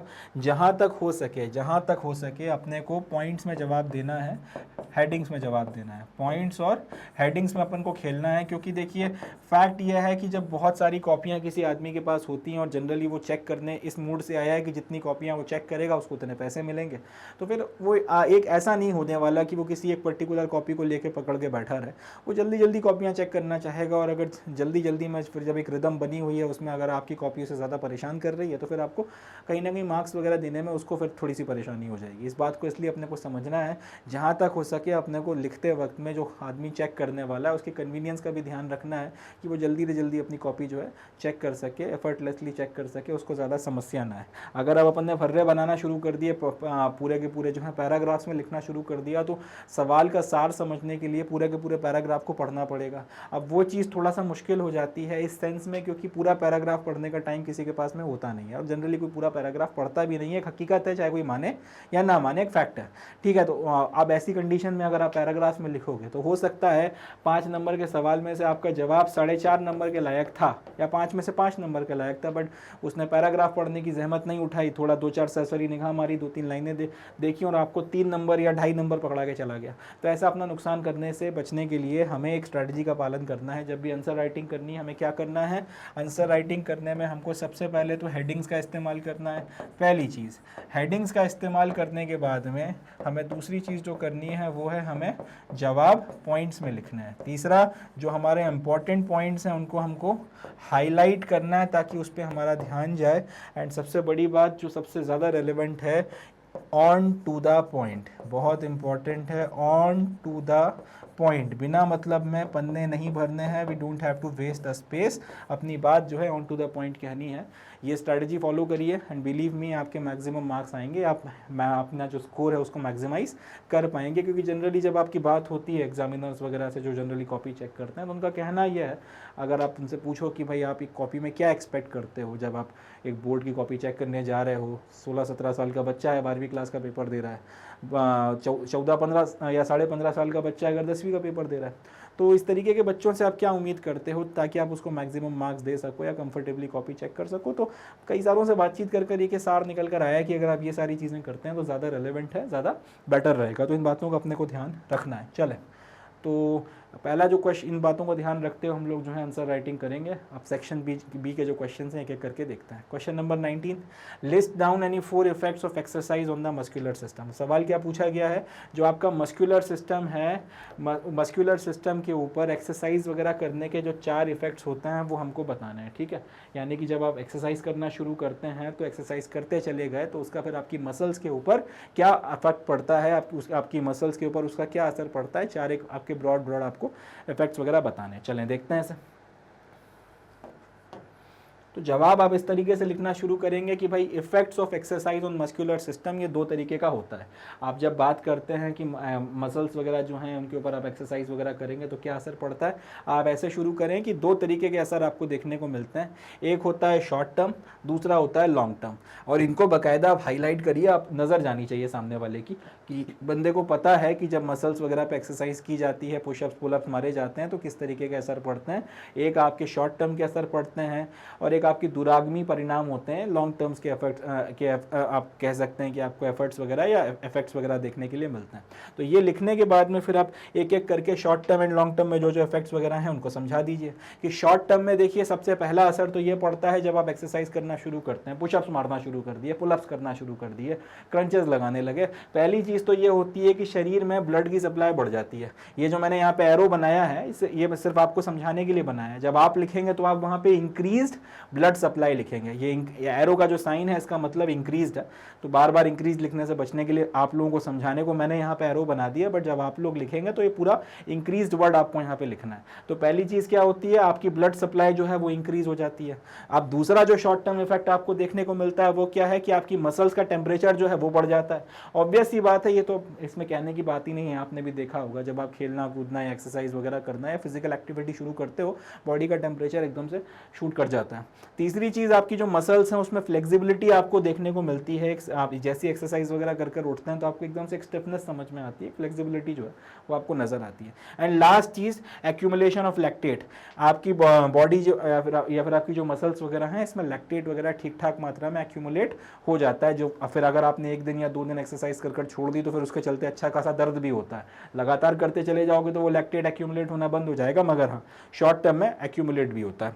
इसके बाद आप लॉन्ग टर्म इफेक्ट समझाना शुरू करिए कि पहली चीज़, आप लगातार एक्सरसाइज करते चले गए तो हाइपरट्रॉफी जो है मसल्स की वो आपको देखने को मिलती है। हाइपरट्रॉफी का मतलब क्या होता है, आपकी मसल्स का जो साइज है वो बढ़ जाता है, आपकी मसल्स की जो टिश्यूज वगैरह है उसका साइज बढ़ जाता है। सबसे सिंपल एग्जांपल है वो भाई लोग जिनको यहाँ पे 1.5 2 किलो के वो डोले लेके घूमते हैं। जब आप खूब एक्सरसाइज वगैरह करोगे, खूब अगर आप वजन वगैरह उठाओगे, वेट ट्रेनिंग करोगे तो ये हिस्सा आपका अच्छा खासा डेवलप हो जाता है। अब एक सामान्य आदमी जो इतनी एक्सरसाइज वगैरह नहीं कर रहा, उसके ये वाले पोर्शन को आप देख लें, और एक जो एकदम दंड पेल रहा है, सुबह शाम जो है आपके मुद्गल उठा रहा है, जिम जा रहा है और सारी चीज़ें कर रहा है, तो वो आप देखोगे यहाँ पे अच्छी खासी जो है मसल डेवलप हो गई है। वो चीज़ जो है आपका मसल्स का जो साइज़ या शेप वगैरह इंक्रीज होना because of the regular exercise, उसको बोला जाता है मसल हाइपरट्रॉफी। ये याद रखना है। तो एक तो ये चीज़ आपको देखने को मिलती है। दूसरा, आपकी जो स्ट्रेंथ होती है मसल्स की वो बढ़ जाती है। पहले पता चल रहा है कि आप जो है आपकी मसल्स में ज़्यादा स्ट्रेंथ नहीं थी, अब यह है कि आप बहुत ज़्यादा वजन उठा के एक लंबा डिस्टेंस ट्रैवल कर ले रहे हो। तीसरी चीज, increase in the number and size of mitochondria. तो आपकी जो मसल्स हैं उसमें एक तो माइटोकॉन्ड्रिया जो है उनका नंबर बढ़ जाएगा, दूसरा यह है कि माइटोकॉन्ड्रिया वगैरह का साइज आपको देखने को मिलता है कि वो इंक्रीज हो गया। इसके बाद में अगला आता है कि आपके जो ऑक्सीडेशन का मेटाबॉलिज्म है वो बढ़ जाता है, आपकी मसल्स वगैरह में जो ऑक्सीडेशन का मेटाबॉलिज्म है वो इंक्रीज हो जाता है। एंड लास्टली जो आपका लैक्टिक एसिड का जो टॉलरेंस है वो बॉडी में बढ़ जाता है। मतलब ये कि जब आप एक्सरसाइज वगैरह करोगे तो लैक्टिक एसिड पहले भी बन रहा था, उसके चलते दर्द होना शुरू हो जाता है शुरू में, मगर अब जब आप लगातार एक्सरसाइज करोगे तो फिर आपको लैक्टिक एसिड वगैरह का जो बन रहा है उसका कारण फिर दर्द वगैरह नहीं होता। बॉडी में जो टॉलरेंस वगैरह होता है लैक्टिक एसिड के फॉर्मेशन के चलते, जो दर्द है उसको बर्दाश्त करने का, विथस्टैंड करने का, वो बन जाता है और आपको पेन वगैरह नहीं होता। इस तरह से अब आपने ध्यान दिया हो तो मैंने 4-4 5-5 पॉइंट दोनों के बारे में लिख तो दिए हैं, मगर ये जो 4-4 5-5 पॉइंट्स दोनों के बारे में लिखे हैं उसके बाद भी मैंने बहुत ज़्यादा शब्दों का इस्तेमाल नहीं किया, but on to the point मैंने अपनी बात जो है कहकर ख़त्म कर दी। बस इसी तरीके से जो है अपने को जवाब देना है। इस तरीके से अगर आप जवाब देंगे तो आप बहुत ज़्यादा एडवांटेज में रहेंगे। आप एग्जामिनर जो है वो खुश हो जाएगा, आपकी कॉपी जल्दी से जल्दी चेक करके 5-10 रुपये जो भी मिलने वो कमाएगा, मगर बदले में वो आपको मार्क्स अच्छे प्रोवाइड करेगा, अच्छे से मार्क्स वो आपको देगा। जाएगा। ऑब्वियसली बात है, अब इसमें ये भी नहीं है कि अपन को नॉलेज ना और अपन सिर्फ ये हेडिंग एंड पॉइंट्स में कुछ भी लिखा है तो उससे काम चल जाए। मेरा कहने का सेंस ये है कि आपकी नॉलेज को पैराग्राफ में प्रेजेंट करके उसको कम्बरसम करना और सामने वाले के लिए पढ़ना टेडियस प्रोसेस बनाने की जगह हेडिंग एंड पॉइंट्स में इस तरह से लिखें, पढ़ना उसके लिए सरल बनाएं एकदम फ्लो चार्ट की तरह, और उसके बाद फिर वो आपको जो है अच्छे मार्क्स से इसके लिए पुरस्कृत जरूर करेगा, एक्स्ट्रा मार्क्स के साथ में पुरस्कृत जरूर करेगा। चले अगला क्वेश्चन देखते हैं, question number 20, list down any 4 benefits of self talk bye athletes in sports. कई बार आपने नोटिस किया होगा कि एथलीट्स वगैरह जो हैं आप अपने आप से बात करते रहते हैं। इनफैक्ट ये बोला भी जाता है कि अपने आप को मोटिवेट करने के लिए अपने आप से अच्छी मोटिवेशनल बातें करनी चाहिए। जनरली अगर आप लोग नहीं भी करते हैं कभी अपने आप में, अगर आपको लगता है कि थोड़ा सा अच्छा नहीं लग रहा, दिन ठीक नहीं जा रहा, डीमोटिवेटेड फील कर रहा है, इनफैक्ट इसको ट्राई करके देखिएगा, अकेले में बैठ के अपने साथ बात करिए, अपने आप को चार्ज अप करिए, आईने के सामने खड़े होकर बात करिए, मोटिवेट करिए अपने आप को जितना हो सके, उसका बड़ा एक पॉजिटिव इंपैक्ट आपको अपने ऊपर समझ में आएगा। तो यहाँ पर यही क्वेश्चन है कि आपको ये जो जनरली इसका इस्तेमाल ये जो पॉजिटिव सेल्फ टॉक है अपने आप को पुशअप करने के लिए, मोटिवेट करने के लिए जनरली एथलीट्स वगैरह अपने साथ में काफ़ी करते हैं। तो ये जो सेल्फ टॉक आपके एथलीट्स अपने साथ में करते हैं स्पोर्ट्स वगैरह में, इसके अपने को कुछ बेनिफिट्स वगैरह बताने। देखते हैं क्वेश्चन का जवाब कैसे देना है वो मैंने आपको बता दिया है। तो पॉइंट्स में आप इसको लिखकर जो है कर सकते हैं। अपने को 4 पॉइंट्स लिखना है, 5-6 पॉइंट्स वगैरह जो इसमें लिखे जा सकते हैं वो सारे के सारे मैं आपके साथ शेयर कर रहा हूँ। जो भी आपको कन्वीनियंट लगे वो 4-5 पॉइंट्स आप उठा सकते हैं। तो बेनिफिट जो होते हैं सेल्फ टॉक के, सबसे पहला तो यह है कि आपकी सेल्फ एफिशिएंसी जो है पहले तो वो बिल्डअप होती है और दूसरा वो डेवलप होती चली जाती है। आप सेल्फ टॉक करते हैं तो इससे आपकी जो एफिशिएंसी वगैरह है वो बिल्डअप होती है। पहले तो अगर आपके अंदर सेल्फ एफिशिएंसी नहीं है तो एक तो वो बिल्डअप होना शुरू होती है, और अगर सेल्फ एफिशिएंसी है तो वो धीरे धीरे और ज्यादा आपकी डेवलप होती चली जाती है। दूसरा, कहीं ना कहीं ये स्किल एक्विजिशन में बहुत ज्यादा काम आता है। ऐसे काम आता है कि आपने कोई चीज सीखना शुरू करी। अब ये एक फैक्ट है कि कोई भी चीज अगर आप करना शुरू करोगे तो पहले वो थोड़ा मुश्किल तो लगती है, धीरे धीरे प्रैक्टिस के साथ में जो है उसको हैबिट पड़ती चली जाती है और उसके बाद में आप उसके यूज्ड टू होते चले जाते हो। जैसे आप बाइक चलाना सीख लो, शुरू में बड़ी प्रॉब्लम आएगी, डर लगेगा, 50 तरीके की चीजें, क्लच एकदम से छूट जाएगा तो झटके से वो बंद हो जाती है सारी चीजें। मगर जब एक बार आपने चलाने की प्रैक्टिस कर ली, करते गए तो उसके बाद में वो पानी जैसी हो जाती है और आप आसानी से उसे चला सकते हो, आराम से जो है कंफर्टेबली आप ड्राइव कर सकते हो, कॉन्फिडेंस अपने आप बनता है। तो स्किल एक्विजिशन में अगर आप कंफर्टेबल नहीं हो, स्मूथली आप चीज़ों को कर नहीं पा रहे हो, और ऐसी परिस्थिति में अगर आपने अपने आप से बातचीत करना शुरू करी तो कहीं ना कहीं आपको एक मोटिवेशन मिलता है उसको पुश करने के लिए और ज़्यादा। तो इसके चलते जो चीज़ आपको सीखने में पहले शायद प्रॉब्लम हो रही थी, अब ज़्यादा जल्दी आप सीख पाएंगे, अब स्किल एक्विजिशन आप जल्दी कर पाएंगे। तीसरा, क्रिएटिंग एंड चेंजिंग मूड्स। अगर आपका मूड ठीक नहीं है तो अच्छा मूड आप इससे क्रिएट कर सकते हैं, और अगर आपका मूड थोड़ा सा डावाडोल हो रहा है तो कहीं ना कहीं मूड में एक चेंज, एक एटीट्यूड में एक चेंज जो है वो आपको देखने के लिए मिलता है। इसके अलावा अपने एफर्ट्स वगैरह को कंट्रोल करना, मैक्सिमाइज मिनिमाइज करना, कहाँ पे ज़्यादा एफर्ट मारना है, कहाँ पे उनको एम्पलीफाई करना है, कहाँ पे नहीं मारना है, कहाँ पे अपने आप को बचा के रखना है, इन सारी चीज़ों को भी जो है आप कहीं ना कहीं कंट्रोल कर सकते हैं। लास्टली आपके अटेंशन को जो है आप फोकस कर सकते हैं ज़्यादा बेटर तरीके से, ज़्यादा इफेक्टिव तरीके से, सेल्फ टॉक वगैरह कर अपने आप को मोटिवेट कर अपने सारी एनर्जी और अपने सारे अटेंशन को एक पर्टिकुलर टास्क के ऊपर लाके। चलें अगला क्वेश्चन देखते हैं। चलें क्वेश्चन नंबर 21 देखते हैं। इसमें अब अपने से बोला गया है, list down any 4 advantages of fartlek training method. आपका जो फार्टलेक जो ट्रेनिंग मेथड है इसके अपने को एडवांटेजेस बताना है। फार्टलेक ट्रेनिंग मेथड क्या होता है? एक आपका ऐसा ट्रेनिंग मेथड है 40-45 मिनट तक चलता है। इसमें आपको एकदम से बहुत इंटेंस एक्सरसाइजेस भी कराई जाती हैं, उसके बाद एकदम से फिर आप जो है रुक जाते हैं, या फिर नॉर्मल एक्सरसाइजेस, फिर इंटेंस एक्सरसाइजेस, इस तरीके की जो है साइकिल्स वगैरह आपकी रिपीट होती हैं। 40-45 मिनट्स के आपके सेशंस वगैरह होते हैं। काफ़ी एडवांटेजेस माना जाता है, इससे आपके काफ़ी बहुत अच्छे एडवांटेजेस आपको देखने को मिलते हैं। तो ये जो फार्टलेक मेथड होता है ट्रेनिंग का, इसके एडवांटेजेस वगैरह की बात की गई है। 4 एक एडवांटेज बताएं, मगर 5-6 एडवांटेजेस मैं आपके साथ शेयर करता हूँ, इसमें से जो आपको ठीक लगे आप इसको रख सकते हैं। सबसे पहली बात तो ये कि आपका स्ट्रेंथ और एंड्योरेंस इससे डेवलप होता है। अब ये तो ऑब्वियस सी बात है कि आपको 10 मिनट लगातार दौड़ा दिया, उसके बाद आपको 3 मिनट बोला है कि धीरे धीरे वॉक करो, सांस वगैरह जो है उसको अपना जो है गेन कर लो, फिर 10 मिनट दौड़ा दिया, फिर आपको इस तरह से किया जा रहा है। वेट्स के साथ में अगर आपको वॉक कराई जा रही है, वेट्स के साथ में आपको धीरे धीरे जॉग कराया जा रहा है, दौड़ाया जा रहा है, तो इसके चलते आपके शरीर में स्ट्रेंथ भी डेवलप होगी और साथ ही साथ आपकी बॉडी में एंड्योरेंस भी डेवलप होगा। तो ये तो खैर एक बहुत कॉमन एडवांटेज है और इसको आपको सबसे ऊपर जो है हाईलाइट करके लिखना है, डेवलप स्ट्रेंथ एंड एंड्योरेंस। इसमें हो सके तो आप स्ट्रेंथ और एंड्योरेंस दोनों वर्ड्स को आप इस तरह से अंडरलाइन कर दें तो भी ज़्यादा बेटर रहेगा। सामने वाले ने पूरा नहीं भी पढ़ा, स्ट्रेंथ और एंड्योरेंस में से किसी एक वर्ड पे भी ध्यान चला गया, दोनों वर्ड्स पे सरसरी निगाह मान ली, समझ जाएगा कि सामने वाले ये जो बच्चा लिख रहा है इसको पता है फार्टलेक टेस्ट क्या होता है, इसके या फिर उसकी ट्रेनिंग का मेथड क्या होता है। दूसरा, appropriate for training for appropriate form of training for most sports. ये भी ऑब्वियस सी बात है कि जितने भी आपको स्पोर्ट्स खेलने हैं, जनरली आपके आउटडोर स्पोर्ट्स की मैं बात कर रहा हूँ, तो इनमें आपको ज़रूरत पड़ती है स्टैमिना की। बिना स्टैमिना बनाए आप अच्छा परफॉर्म कर नहीं सकते, और स्टैमिना अच्छा बनाने के लिए इस मेथड का इस्तेमाल किया जाता है। तो डजेंट मैटर आप कौन से स्पोर्ट में जाना चाहते हैं, अप्रोप्रिएट है generally most of the sports वगैरह में स्टैमिना डेवलप कराने के लिए, खास तौर पे आपके शरीर में स्टैमिना डेवलप करवाया जाए उसके लिए इसका इस्तेमाल किया जाता है। तीसरा, can be adjusted to suit age, fitness and health of the athlete, depending upon कि आप अभी एकदम कम एज के हैं, मिड एज के हैं, ज़्यादा एज के हैं, जवान हैं, थोड़ा बूढ़े हो रहे हैं, जो भी आपकी एज वगैरह है उसके अनुसार, आपकी फिटनेस का क्या लेवल चल रहा है उसके अनुसार, एंड आपकी हेल्थ का क्या स्टेट है, क्योंकि कई बार आपकी उम्र कम है मगर शरीर हेल्दी नहीं है, आपने ध्यान नहीं रखा कई सारे इश्यूज़ वगैरह के चलते, उस अगर हेल्थ वगैरह ठीक नहीं है तो ऐसी कंडीशन में भी जो है फिर आपको जैसे एक फिट व्यक्ति के साथ में, एक हेल्दी व्यक्ति के साथ में जो आप ही का हम उम्र हो, उसको जिस तरीके की फार्टलेक ट्रेनिंग दी जाएगी उस तरीके की ट्रेनिंग फिर आपको नहीं दी जा सकती। तो ये इसका एक एडवांटेज है कि आपकी एज के अनुसार, आपकी फिटनेस लेवल के अनुसार और आपकी बॉडी की हेल्थ के अनुसार इस पर पूरे के पूरे ट्रेनिंग मेथड को या पूरी की पूरी एक्सरसाइज को जो है एडजस्ट किया जा सकता है। इसके अलावा एक्सरसाइजेस वगैरह इसमें जो भी होती हैं वो सिंपल होती हैं, मगर इतना ठीक रहती हैं कि आपका कोई भी एथलीट वगैरह हो उसके अंदर एक सेंस ऑफ अचीवमेंट ज़रूर वो जनरेट करेंगी जब इनको आप कंप्लीट कर लोगे, जब आप इनको करके ख़त्म करोगे तो आपको अपने ऊपर एक गर्व होगा। एक एग्जांपल देता हूँ आपको, लेट से आप 2-3 किलोमीटर तक वॉक करने का स्टेमिना रखते हैं, उससे ज़्यादा आपसे वॉक नहीं करते बनता। अब अगर मैंने आपको लेट से पुश कर दिया कि भाई आज 10 किलोमीटर चले बिना वॉक किए बिना नहीं रुकना है, 3 किलोमीटर तक तो आप चलोगे, उसमें कोई दिक्कत नहीं है, आपको आदत है। चौथा किलोमीटर खत्म होते होते शरीर जो है वो साथ छोड़ने लगेगा क्योंकि बॉडी को इतनी हैबिट नहीं है। 5वां किलोमीटर खत्म होते होते दिमाग जो है वो आपके ऊपर हावी होने लगेगा, वो बोलेगा क्या करवा रहे हो भैया।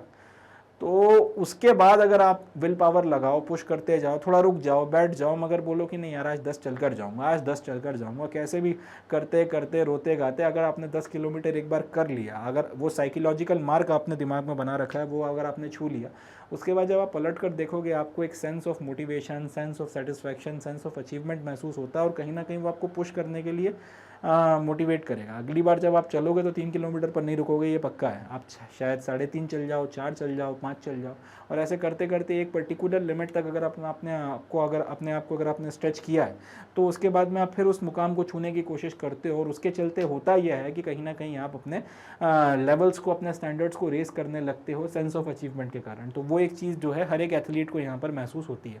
अ wide range of exercises to select from which will maintain the athlete's enthusiasm. बहुत सारी आपको इसमें रेंज वगैरह ऑफ एक्सरसाइज भी देखने को मिलती हैं, उसमें से फिर जो भी आपको ठीक लगती हैं उनको आप कर सकते हो अपने एंथुसियाज्म के अनुसार। And lastly but most importantly इसको ग्रुप में किया जा सकता है।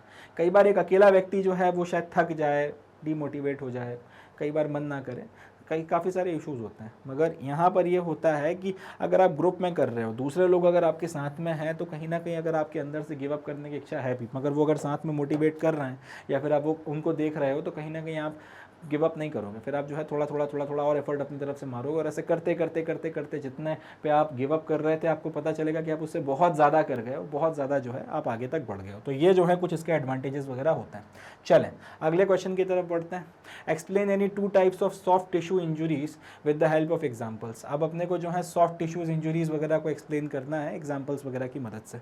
तो देखिए सॉफ्ट टिश्यू इंजुरीज वगैरह जो होती हैं, सॉफ्ट टिश्यू इंजुरीज जनरली आपको वो इंजुरीज होती हैं जिसके चलते या तो आपकी मसल में कुछ डैमेज हो जाता है, या आपके लिगामेंट्स में कोई डैमेज हो जाता है, या आपके टेंडन्स जो होते हैं उसमें थ्रू आउट द बॉडी उसमें कहीं पे कोई डैमेज हो जाता है। एग्जांपल लेते हैं, आपका जो पैर है, आपका जो फुट है, लेट से चलते चलते अगर वो मुड़ गया, आपका पैर जनरली इस तरह से रहता है, अगर वो इस तरह से मुड़ गया, आपके लिगामेंट में अगर चोट लग गई और उसमें फिर तकलीफ है, दर्द है, परेशानी है, कुछ वक्त तक के लिए नॉर्मल नहीं हो पा रहे हो आप, तो ये जो चीज़ है वो कहलाती है आपका सॉफ्ट टिश्यू वगैरह का डैमेज होना या सॉफ्ट टिश्यू में चोट लगना। तो सॉफ्ट टिश्यू में जो इंजुरी होती है जनरली मसल्स वगैरह में, लिगामेंट्स वगैरह में और टेंडन्स वगैरह में थ्रू आउट द बॉडी आप पे असर डालती है। अब इसमें आपको याद रखना है कि जो सॉफ्ट टिश्यू की इंजुरीज हैं उसमें कितनी कैटेगरीज हैं, एब्रेशन, कंट्यूशन, लैसरेशन एंड स्ट्रेन, इसके अलावा इसमें स्प्रेन और इंसिजन, ये सारी जो है कैटेगरीज वगैरह आती हैं। ये सारे कुछ एग्जांपल्स वगैरह हैं। तो सॉफ्ट टिश्यू वगैरह में चोट लगना, मसल्स में लग जाए, लिगामेंट में लग जाए, आपका टेंडन्स में लग जाए, इनमें से जो भी दो नाम आप लिखना चाहते हैं लिख दें, और इसमें फिर जो भी एग्जांपल आप देना चाहते हैं इसमें से आप दे सकते हैं। Abrasion, contusion, laceration, strain, sprain and incision, इनमें से कोई भी एग्जाम्पल वगैरह जो है आप 2 3 4 उठा के लिख सकते हैं। बहुत कम शब्दों में आप अपनी बात को बहुत इफेक्टिवली कह देंगे और इस तरीके से आप सॉफ्ट टिश्यूज की इंजरी का ये क्वेश्चन जो है बहुत अच्छे से एक्सप्लेन कर देंगे। चले अगले क्वेश्चन की तरफ बढ़ते हैं। Write down the objective and administration of the flamingo test. अब जो आपका फ्लेमिंगो टेस्ट होता है, इसका ऑब्जेक्टिव्स क्या है, इसका एडमिनिस्ट्रेशन कैसे किया जाता है, इसके बारे में अपने को बात करनी है। देखते हैं सर। तो जो नेक्स्ट क्वेश्चन है इसमें अब हमसे बोला गया है write down the objectives and administration of flamingo test. तो आपका जो फ्लेमिंगो टेस्ट है उसके ऑब्जेक्टिव्स क्या हैं, उसका एडमिनिस्ट्रेशन कैसे किया जाता है, मतलब फ्लेमिंगो टेस्ट कैसे परफॉर्म किया जाता है, उसके बारे में हमको बताना है। देखें तो इसका जो जवाब है, देखिए सबसे पहली चीज़ तो ये कि फ्लेमिंगो टेस्ट जो है बेसिकली स्टैटिक बैलेंस का आपका जिस तरीके का स्टैटिक बैलेंस है उसको चेक करने के लिए किया जाने वाला एक टेस्ट है। इसमें आपका स्टैटिक बैलेंस किस तरीके का है वो देखा जाता है। अब इसमें मेजर क्या होता है, सबसे पहले तो ये स्टैटिक बैलेंस वगैरह का टेस्ट या फिर ये जो फ्लेमिंगो टेस्ट है ये मेजर क्या करता है, it measures the ability to balance successfully on a single leg. Balance test assesses the strength of the leg, pelvic and trunk muscle as well as static balance. यानी कि एक पैर पर जब आप अपनी पूरी की पूरी बॉडी को बैलेंस करते हो तो आपकी कितनी बैलेंसिंग कैपेबिलिटी है, कितना अच्छे से आप अपनी बॉडी को बैलेंस कर लेते हो, तो वो देखा जाता है। उससे समझ में आता है बॉडी में ओवरऑल वेट डिस्ट्रीब्यूशन कैसा है। दूसरी चीज़ इससे ये समझ में आती है कि आपकी जो लेग्स की स्ट्रेंथ है वो कितनी है, आपका जो पेल्विक या फिर आपकी जो ट्रंक मसल्स हैं वो कितनी है, और इन सब के अलावा आपका जो स्टैटिक बैलेंस वगैरह है वो कितना क्या आप मेंटेन कर पा रहे हो। ये सारी की सारी चीज़ें आपके फ्लेमिंगो टेस्ट में की जाती हैं। अब करते कैसे हैं, एक बीम के ऊपर आपको खड़ा करवाया जाता है। इस बीम के ऊपर खड़ा करवाने के बाद में इंस्ट्रक्शन, अगर आप पहले अगर दिक्कत हो रही है, बिल्कुल ही बैलेंस नहीं बन रहा, तब तो आप इंस्ट्रक्टर का हैंड पकड़ के रखते हैं। मगर अगर आप बैलेंस बना पा रहे हैं तो फिर इंस्ट्रक्टर का हाथ वगैरह नहीं पकड़ते जनरली। अब इसमें होता यह है कि एक लेग जो है, मैं आपको फोटोग्राफ दिखा देता हूँ, एक लेग जो है इस तरीके से आपको अपना पकड़ना होता है। जब आप खड़े हुए हैं बीम के ऊपर तो एक लेग आपको अपना पकड़ना होता है और उस लेग को पकड़कर आप अपने पीछे की तरफ लेकर जाते हैं हिप्स की तरफ में, और उसको अपने पैर से पकड़कर खड़े हो जाते हैं। जब एक लेग आपने पूरा का पूरा मोड़ लिया, इसको मोड़कर आपने पूरी तरीके से इसको आपने मोड़ लिया, अच्छे से मोड़ने के बाद में आप अपने हिप्स की तरफ पीछे की तरफ ले गए और अपने एक हाथ से पकड़ लिया। लेट से ये जो मेरा ये वाला इस तरफ का पैर है, इस नीचे में मैंने उसको मोड़ लिया और पीछे की तरफ में ले जाके मैंने एक हाथ से उसको पकड़ लिया। अब जब इस तरीके से एक पैर को मैं अपना मोड़ के एक हाथ से पकड़ के रखा हुआ है, तब मैं अपने सारे के सारे वेट को दूसरा वाला जो पैर आपका बीम के ऊपर रखा हुआ है उसके ऊपर रखकर बैलेंस करने की कोशिश करूंगा। ठीक है जी।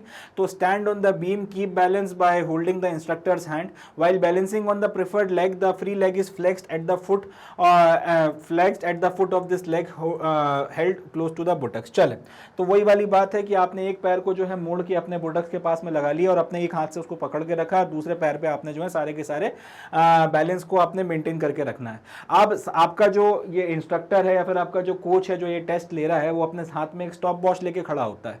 अब जैसे ही आपका जो पार्टिसिपेंट है जिसने अपना एक पैर मोड़ के खड़ा हो गया, बैलेंस बना लिया, जैसे आपका इंस्ट्रक्टर जो है उसको उस पर्टिकुलर पोस्चर में लाने के बाद में आपका जो स्टॉप वॉच है उसको ऑन कर देता है। अब हर बार आपका जो ये बंदा खड़ा हुआ है बीम के ऊपर, जब जब इसका बैलेंस बिगड़ेगा और जब जब ये गिरेगा तो तब तब आपको जो है वो स्टॉप वॉच बंद कर देनी है। ये प्रोसेस बार बार चलेगी, फिर आप उसे खड़ा करोगे, फिर आपका एक पैर मुड़वा के बुटक्स के तक आप लेकर जाओगे और आपके एक हाथ से उसको पकड़ाओगे और एक पैर पे फर्मली उसको खड़ा होकर बैलेंस बना के रखने के लिए बोलोगे। ये प्रक्रिया फिर तब तक चलेगी जब तक 60 सेकंड नहीं हो जाते या 60 सेकंड की बैलेंसिंग नहीं हो जाती है। अब बार बार जितनी बार आप गिरोगे उतनी बार वो स्टॉप वॉच बंद कर देगा और आपका वो नोट करता चला जाएगा कि कितनी बार आप गिर रहे हो। अगर 30 सेकंड, शुरुआती 30 सेकंड में आप 15 बार गिर गए, शुरुआती 30 सेकंड में 15 बार गिरने का मतलब है हर 2 सेकंड में आप एक बार गिर रहे हो, यानी कि 2 सेकंड भी अगर आपकी बॉडी जो है बैलेंस नहीं बना पा रही है तो फिर ऐसी कंडीशन में जो है टेस्ट टर्मिनेट कर दिया जाता है। ऐसी कंडीशन में आपका टेस्ट फिर से लिया जाता है। इसमें इंस्ट्रक्शन या इक्विपमेंट जो लगते हैं, सबसे पहली चीज तो ये कि आपकी सरफेस जो है वो स्लिपरी नहीं होनी चाहिए। अब ऐसा ऐसा नहीं है कि उसी पे फिसलन इतनी ज़्यादा है कि आप बैलेंस अगर अच्छा बनाने की स्थिति में हो तब भी ना बना पाओ। दूसरा, आपको स्टॉप वॉच की ज़रूरत इसमें पड़ती है। इसके अलावा ये सिर्फ आपका बीम के ऊपर खड़ा होकर किया जा सकता है, इसके लिए आपको अलग से और की इक्विपमेंट की ज़रूरत नहीं पड़ती। स्कोरिंग में फिर वही बात आ जाती है कि टोटल नंबर ऑफ फॉल्स या total number of loss of balance कितना हुआ है 60 सेकंड में, उसको रिकॉर्ड किया जाता है। अगर पहले 30 सेकंड में 15 बार गिर गए तब टर्मिनेट कर देंगे, मगर अगर पहले यानी कि टेस्ट फिर से लिया जाएगा, और अगर पहले 30 सेकंड में 15 बार से कम बार गिरे हैं, जितनी भी बार गिरे हैं, उसके बाद फिर ये कंटिन्यू किया जाता है। 60 सेकंड में आपने फिर कितना जो है आप गिरे हैं, कितनी बार उठे हैं, उस चीज़ को फिर मेजर किया जाता है और उसके बेसिस पे फिर टेस्ट का रिजल्ट वगैरह निकाला जाता है। इस तरीके से जो है ये पूरा का पूरा टेस्ट किया जाता है। अब इसमें इफेक्टिवली आप अच्छे से अच्छा परफॉर्म कर सको, उसके लिए जरूरी ये होता है आपका जो पार्टिसिपेंट है उससे बोला जाता है कि भैया आपकी आंखें जो है किसी एक पर्टिकुलर स्टेशनरी ऑब्जेक्ट पे रखो। जैसे मैं लेट से एक बीम के ऊपर खड़ा हूं, अब एक पैर मोड़ के अपने बुटक्स तक लेकर गया और अपने एक हाथ से पकड़ लिया, लेट से जो इस तरफ वाला पैर है मेरा उसको मैं लेकर गया। अब दूसरे पैर पे पूरा बैलेंस बना के खड़ा हुआ हूं, मगर अब मेरा पूरा ध्यान उसी तरफ है, तो ऑब्वियस सी बात है मैं गिरूंगा। ऐसी कंडीशन में बोला यह जाता है कि सीध में अपनी आंखों की किसी भी एक पर्टिकुलर चीज के ऊपर आप फोकस कर लें और उस चीज के ऊपर आप फोकस बना के रखें, आप उसके ऊपर एकदम आप जो है एकाग्रता के साथ आप फोकस करके रखेंगे, तो चांसेस कम है कि फिर आप गिरेंगे। आपकी साइकी के कारण या आपके साइकोलॉजिकल प्रेशर के कारण आप गिरेंगे, इसके चांसेस कम हो जाते हैं। तो इसके लिए इंकरेज किया जाता है कि किसी स्टेशनरी ऑब्जेक्ट को आपकी आंखों के सामने जो स्ट्रेट अहेड हो उस पर अपना फोकस बना के रखें। इसके अलावा अगर आपका फ्लेमिंगो टेस्ट अच्छा नहीं आ रहा है, स्टैटिक बैलेंस टेस्ट अच्छा नहीं आ रहा है, इसमें इंप्रूवमेंट के लिए या फिर दूसरे शब्दों में ये बोलें कि आप बॉडी का बैलेंस बना के नहीं रख पा रहे हैं, स्टैटिक इक्विलिब्रियम मेंटेन नहीं रख पा रहे हैं, तो उसके लिए फिर आपको कुछ प्रैक्टिस करना पड़ेगी। सबसे पहले तो 1 फुट के ऊपर बैलेंस बनाने की प्रैक्टिस करें, क्योंकि अल्टीमेटली जब वही टेस्ट देना है तो फिर उसी की आप प्रैक्टिस करें। दूसरा, अपने टोज पर और अपने नीज पर जो अपनी हील्स पर जो है वॉक करने की प्रैक्टिस करें, स्ट्रेट लाइन में वॉक करने की कोशिश करें, रस्सी कूदें, स्किपिंग करें, हॉपिंग करें यानी कि थोड़ा सा जंप वगैरह करें। इसके बाद में वृक्षासन वगैरह लगाएं और बीम के ऊपर चलने की थोड़ा प्रैक्टिस करें। ये सब कुछ करेंगे तो इसके चलते आपका ये टेस्ट वगैरह में परफॉर्मेंस वगैरह भी ठीक होता है। तो ये जो है पूरा का पूरा आपका जो फ्लेमिंगो टेस्ट है उसके बारे में है कि इसका ऑब्जेक्टिव कैसे है, क्या है इसका, इसमें क्या मेजर किया जाता है और क्या एडमिनिस्ट्रेशन का तरीका वगैरह क्या है और इसमें इंप्रूवमेंट के क्या मेथड होते हैं, वो भी अपन ने डिस्कस कर लिया। अगला जो क्वेश्चन है उसमें है what should be the basic nutrients in a weight lifter's diet and why. अब बेसिक जो न्यूट्रिएंट्स होते हैं एक वेट लिफ्टर की डाइट में वो क्या होने चाहिए और क्यों होने चाहिए, तो थोड़ा सा उसके बारे में हम लोग बातचीत करेंगे। तो जो बेसिक न्यूट्रिएंट्स होते हैं भैया, प्रोटीन सबसे ज़्यादा जो बेसिक न्यूट्रिएंट हैं जो एक वेट लिफ्टर की डाइट में होते हैं वो होते हैं प्रोटीन। अब क्यों होने चाहिए उसकी बात कर लेते हैं। तो प्रोटीन जो है एक तो बिल्ड करते हैं आपकी बॉडी को, प्लस अगर आपकी बॉडी में कहीं पे कुछ आपका वियर एंड टियर हुआ है तो उसको रिपेयर करते हैं, पहली चीज़। इसलिए कई बार आपने सुना भी होगा कि हाई प्रोटीन डाइट खाया करिए या ऐसी चीज़ खाया करिए जिसमें प्रोटीन खूब हो, यानी कि अगर वेजिटेरियन है तो खूब दाल खाओ, पनीर खाओ, इस तरीके से, और अगर नॉन वेजिटेरियन है तो फिर चिकन, मटन, जो भी आप रेड मीट जो भी लेते हैं उसमें प्रोटीन काफ़ी होता है तो वो आपको लेना चाहिए। कई लोग आपके जो वेजिटेरियन वेट लिफ्टर्स हैं, क्योंकि कई लोग ऐसा बोलते हैं वेजिटेरियन खाने में इतना प्रोटीन नहीं होता है, हालांकि मैं एग्री नहीं करता उस बात से। कई लोग कहते हैं वेजिटेरियन खाने में इतना प्रोटीन नहीं होता जितना आपकी वेट लिफ्टिंग है सब के लिए ज़रूरत पड़ती है, तो उसमें फिर यह है कि आपको फिर प्रोटीन पाउडर खाने के लिए बोला जाता है। कई बार प्रोटीन पाउडर आप इंटेक वगैरह करें तो कई लोग वो भी करते हैं, मगर ओवरऑल लॉजिक ये है कि प्रोटीन से 2 चीज़ें होती हैं, बॉडी का एक तो विकास होता है, बिल्डअप होती है, दूसरा ये रिपेयर या वियर एंड टियर वगैरह को जल्दी जो है आप ठीक कर लेते हो। इसके अलावा protein forms parts of various enzymes, hormones and antibodies, लगभग सबके ऊपर जो एक अच्छा सकारात्मक असर पड़ता है। And last but not least ये एनर्जी प्रोवाइड करता है। अगर ये इस्तेमाल नहीं होगा तो ये बॉडी से बाहर चला जाएगा, मगर अगर इस्तेमाल होता है तो एनर्जी प्रोवाइड करता है। फैट की तरह ये नहीं है कि जमता चला जाए आपकी बॉडी के ऊपर, तो इसलिए प्रोटीन इंपॉर्टेंट होता है। कहाँ से मिल सकता है? मिल्क और मिल्क प्रोडक्ट्स, पनीर वगैरह में होता है, दूध में होता है, फिश हो गई, एग्स हो गए, पोल्ट्री, मीट, लेग्यूम्स, ग्रेन्स। इसके अलावा सी फूड वगैरह में भी लोग कहते हैं काफ़ी प्रोटीन वगैरह होता है, तो इन सब चीज़ों में काफ़ी प्रोटीन है। इस सब में खाए ये सब इसको अगर आप एक वेट लिफ्टर लेगा तो उसको फ़ायदा होगा। चलें, अगला है create a mind map including any 6 advantage of physical activities for childrens with special needs. देखते हैं सर। तो नेक्स्ट जो अपना क्वेश्चन है, क्वेश्चन नंबर 25, इसमें इन्होंने हमसे बोला है create a mind map including any 6 advantages of physical activity for children with special needs. अब सवाल ज़रा ध्यान से समझिएगा। यहाँ पर हमसे ये कह रहे हैं कि आपने माइंड मैप बनाना है, ठीक है जी। आपने माइंड मैप बनाकर तैयार करना है। किन के लिए बनाकर तैयार करना है? ऐसे बच्चों के लिए जिनको स्पेशल नीड्स हैं या थोड़े से जो आपके स्पेशली एबल्ड बच्चे हैं उनके लिए आपको माइंड मैप बनाना है, जिसमें आपकी फिजिकल एक्टिविटी क्वालिटीज़ के एडवांटेजेस वगैरह बताने, स्पेसिफिकली 6 एडवांटेजेस का बोला है, इससे ज़्यादा भी बनाना चाहें तो भी कोई इशूज़ नहीं है। अब माइंड मैप में देखिए आपने करना क्या है, इसका जो बेसिक तरीका होता है वो ये होता है कि आपने फिजिकल एक्टिविटी लेट्स से यहाँ पे बीच में लिख दिया। अब बच्चे को समझाने का तरीका होता है कि बच्चे देखो, आप जब फिजिकल एक्टिविटी करते हैं तो इससे आपकी फिटनेस वगैरह जो है वो ठीक रहती है। अब फिटनेस अगर ठीक रहेगी तो बेटा इससे आपकी जो बॉडी है और आपका जो माइंड है वो अच्छा रहेगा। ऐसे आप बना सकते हैं। दूसरा फिर आप लिख सकते हैं, बच्चे जब आप खेलना शुरू करेंगे तो आपके अंदर जो है टीम स्पिरिट आना शुरू होती है। टीम स्पिरिट जब आपके अंदर आएगी तो टीम स्पिरिट जो है फिर आपका ग्रुप बिहेवियर जो होता है उसको, और उसके चलते आपकी जो सोशल एक्सेप्टेबिलिटी होती है, जो सोशल क्वालिटीज होती हैं, इनको आपका इन्हांस करेगा। इसमें फिर आप जो है गोले बना सकते हैं और इनको पूरे पूरे नाम लिखकर आप जो है इस तरीके से आप एक क्वेश्चन इस तरह से बना जो है कर सकते हैं। तीसरा फिर जो है आप इसमें लिख सकते हैं कि इसके चलते आपका जो सेल्फ कॉन्फिडेंस है वो इंप्रूव हो जाएगा। सेल्फ कॉन्फिडेंस जो है वो पर्सनैलिटी इंप्रूव करने में मदद करता है। इस तरीके से आपकी जो फिजिकल एक्टिविटी यानी कि जो मेन चीज है जिसके चलते ये सारी की सारी चीजें हो रही हैं उसे बीच में लिखकर उसके चारों तरफ इस तरीके से आप ब्लॉक्स वगैरह बनाकर अगर अपनी बात को लिखेंगे तो ज्यादा आसान हो जाएगा समझने में, बजाय अब इसको लाइन लाइन लाइन लाइन में लिखें।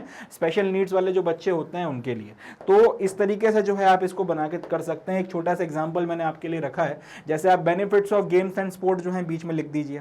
अब इसके नीचे आपने लिख दिया कि भाई इससे आपका ग्रुप बिहेवियर ठीक होता है या फिर आपके ग्रुप बिहेवियर में एनहांसमेंट होता है और वो ग्रुप बिहेवियर आपके अंदर कॉन्फिडेंस लेकर आता है। इसी तरीके से आप फिटनेस ठीक होती है, फिटनेस के चलते आपकी इम्यूनिटी बढ़िया होती है। इम्यूनिटी ठीक रहेगी तो बॉडी और माइंड जो है उसकी एफिशिएंसी बढ़ जाएगी।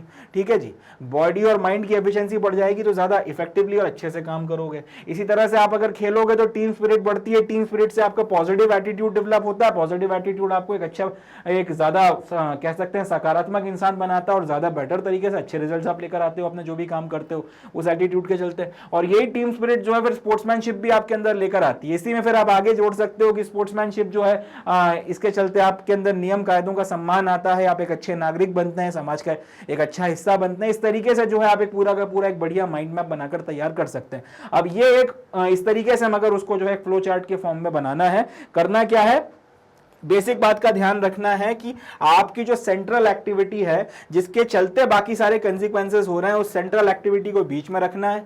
अब उसमें लेट से आपका एक कंसीक्वेंस हुआ, कंसीक्वेंस नंबर 1 यानी कि उसका एक फायदा हुआ। अब उस एक फायदे के फिर 3 और सब फायदे हो रहे हैं, ए बी और सी, तो उनके बारे में फिर आपको लिखना पड़ेगा। इसी तरह से आपका जो दूसरा वाला है 2, दूसरे से आपको लेट से 1 2 3 इसको मैं सेपरेट करने के लिए इस तरह से लिख दिया हूं, आई या फिर एक सिंगल आई बना के, डबल आई बना के, ट्रिपल आई बना के, इस तरह से जो है आप इसको एक्सप्लेन करते चले जाएं। तीसरा वाला जो एडवांटेज है, लेट से आपको एडवांटेज नंबर Z हुआ है, Z से फिर आपको X मिल गया और X से फिर आपको Y मिल गया। इस तरीके से जो भी आपके फायदे वगैरह हो रहे हैं आपको उनको लिखकर बनाना है और इस तरीके से जो है पूरा का पूरा आपका माइंड मैप बनकर या प्रिपेयर होकर तैयार होता है। फिर से देख लीजिए, आपने benefits of games and sports का माइंड मैप बनाना था एक फिजिकली या फिर एक स्पेशली स्पेशल नीड्स वाले बच्चे के लिए, तो benefits of games and sports बीच में लिख दिया। अब उसके जो जो एडवांटेज हैं वो और उससे फिर जो आपके सब एडवांटेजेस होते जा रहे हैं आप उनको जो है उतारते चले जा रहे हैं। यहां पे एक एडवांटेज और उसके जो 2 सब एडवांटेजेस हुए वो, यहां पर एक एडवांटेज और उसका जो एक सब एडवांटेज, इस तरह से इसको जितना चाहें आप एक्सपैंड कर सकते हैं, मगर मोर और लेस इसका जवाब जो है इस तरीके से आपको देकर तैयार करना है, क्योंकि यहां पे इंश्योर करके उन्होंने बोला है कि भाई आप माइंड मैप प्रिपेयर करें, तो माइंड मैप इस तरह से आप बना सकते हैं। चलें अगला देखते हैं। अगला जो क्वेश्चन है इसमें है कि what are carbohydrates, differentiate between its types. अब कार्बोहाइड्रेट्स क्या होते हैं और इसके अलग अलग जो टाइप्स हैं उनके बीच में अपने को डिफरेंशिएट करना है, तो देखते हैं इस क्वेश्चन को। चलें, नेक्स्ट क्वेश्चन में पूछा गया what are carbohydrates, differentiate between its types. तो अब कार्बोहाइड्रेट्स क्या है पहले तो ये समझाएं, उसके बाद जो इसके अलग अलग टाइप्स हैं उनके बीच में डिफरेंशिएट करना है। आसान सवाल है। पहले तो लिख दीजिए कि भाई कार्बोहाइड्रेट की क्या डेफिनेशन होती है। तो कार्बोहाइड्रेट्स जो हैं वो ऑर्गेनिक कंपाउंड्स होते हैं, इसे अंडरलाइन करिएगा।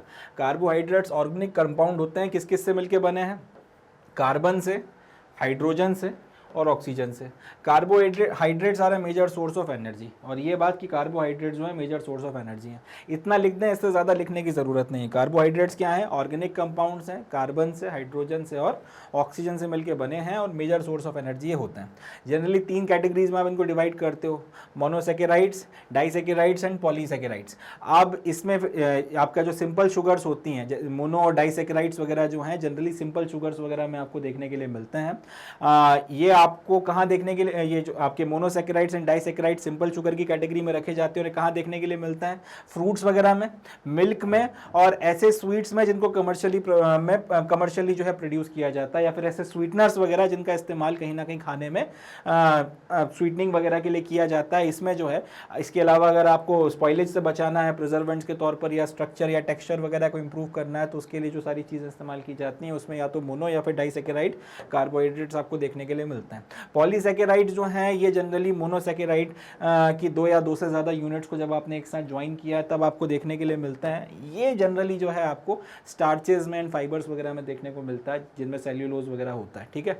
ये इनको कई बार आप कॉम्प्लेक्स शुगर भी बोलते हैं, और इनको या तो जनरली ये आपको ग्रेन्स में, सीरियल्स में, rice, oats, potatoes, breads, legumes, corns और फ्रूट्स, इन सारी चीज़ों में देखने के लिए मिलते हैं। इस तरह से लिखकर आप इसको खत्म कर दें, इससे ज़्यादा इसमें करने के लिए कुछ नहीं है। पहली चीज़ क्या, कार्बोहाइड्रेट की डेफिनेशन बता दी, 3 तरीके का होता है। ये जो पहले 2 तरीके के होते हैं सिंपल शुगर कहलाते हैं। तीसरे वाले जो होते हैं इनको जनरली जो है आप स्टार्च या फाइबर वगैरह की कैटेगरी में रख सकते हैं। ये जो तीसरी वाली चीज़ है या तीसरी वाली कैटेगरी आपको इन सारे फूड्स में देखने के लिए मिलेगी, और ये जो पहले मोनो और डाइसैकेराइड्स हैं ये आपको इन सारे फूड्स वगैरह में देखने के लिए मिलेंगे।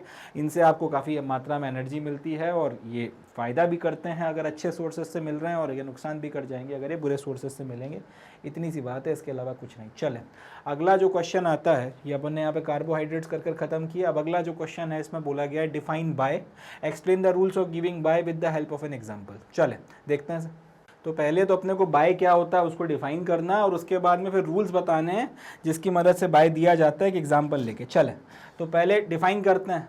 The position of a participant in a tournament who is not paired with an opponent usually in the first round and advance to the second round without playing, ये जो है आपकी बाई की डेफिनेशन है। मतलब ये कि अगर आपने किसी एक टूर्नामेंट में कुछ प्लेयर्स को या कुछ टीम्स को बुलाया, अब उसमें एक ऐसा व्यक्ति जिसको पहले राउंड में कोई मैच या कोई आपका पार्टिसिपेशन करना ही ना पड़े और वो ऑटोमेटिकली सेकेंड राउंड में डायरेक्टली जो है प्रमोट कर दिया जाए, तो इस चीज़ को बाय बोला जाता है। जनरली ये तब करवाया जाता है जब आपके नंबर ऑफ पार्टिसिपेंट्स जो होते हैं किसी एक टूर्नामेंट के ऑड होते हैं।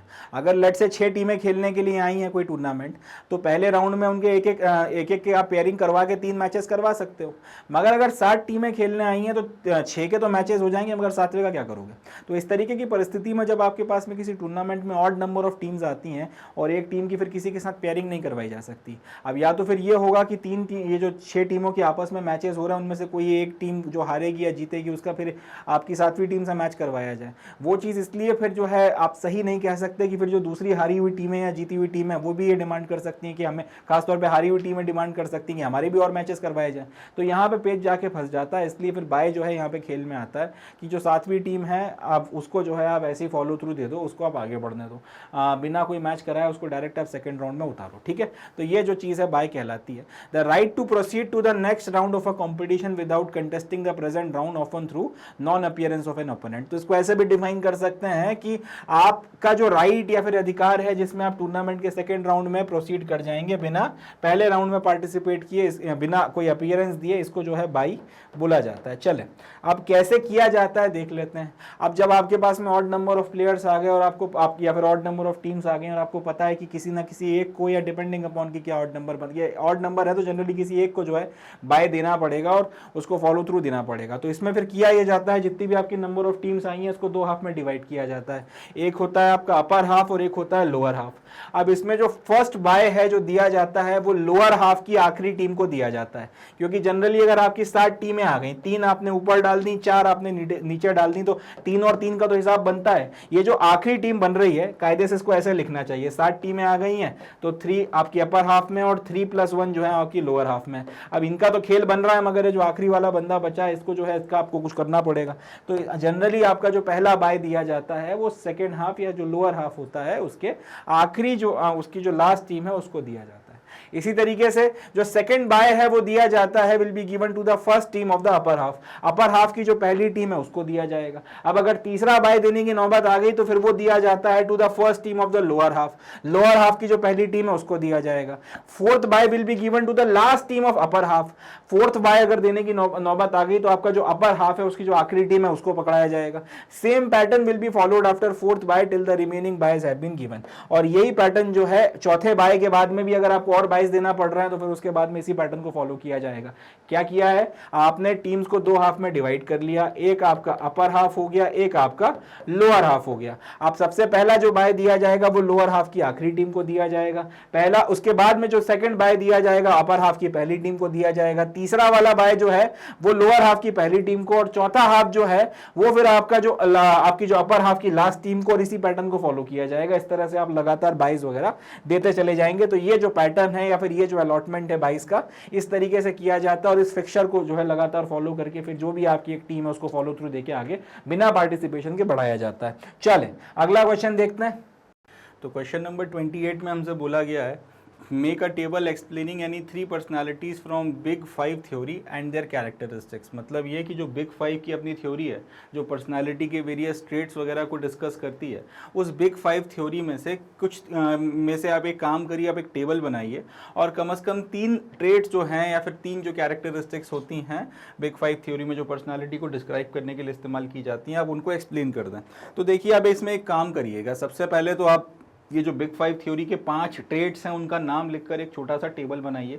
अब सामने वाले की नज़र अगर उस टेबल के ऊपर जाएगी तो पहला इंप्रेशन ये पड़ेगा कि यार इसको पता तो है कि बिग 5 थ्योरी होती क्या है, इसने इसके जनरल ट्रेट्स के नाम लिखे हैं, तो अब नाम लिखे हैं तो कुछ ना कुछ तो पता होगा। तो अगर उसके बाद वो सरसरी निगाह भी मारेगा तो एक अच्छे इंप्रेशन के चलते कम से कम आपके मार्क्स काटेगा नहीं, ज़्यादा ही देगा, और अगर ज़्यादा नहीं देगा तो कम से कम नहीं करेगा। तो सबसे पहले आपने करना ये है इस क्वेश्चन में, इस क्वेश्चन को शुरू करने के पहले शुरू इस तरह से करना है कि आपने लिखना है कि भाई ये जो बिग 5 थ्योरी के 5 जनरल जो ट्रेट्स होते हैं वो कुछ इस तरह से होते हैं। सेंटर में आपकी पर्सनालिटी है और इसी को डिस्क्राइब करने के लिए आप इन ट्रेट्स का इस्तेमाल करते हो, ठीक है जी।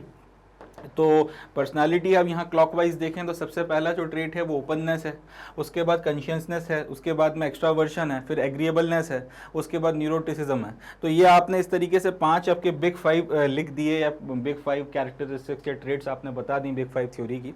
उसके बाद में फिर आप इनको एक्सप्लेन करना शुरू कर सकते हैं एक एक करके।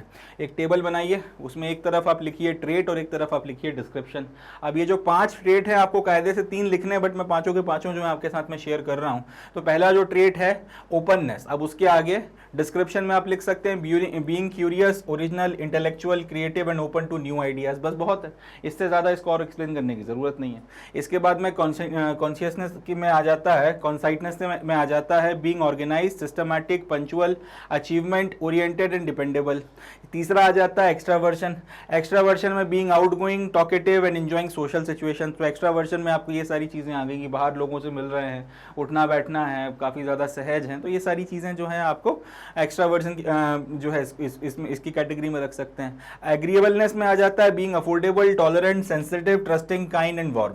एंड देन न्यूरोटिसिज्म में आ जाता है being anxious, irritable, temperamental and moody. तो ये एक जो है कहीं ना कहीं आपके अलग अलग आपकी पर्सनालिटी के ट्रेट्स वगैरह हैं। अगर आपको ये वाला ट्रेट ज़्यादा देखने को मिल रहा है तो फिर हम बोलेंगे न्यूरोटिक बिहेवियर है। अगर ये वाला ट्रेट आपको ज़्यादा देखने को मिल रहा है बोलेंगे बहुत एक्सट्रोवर्ट किस्म का आदमी है।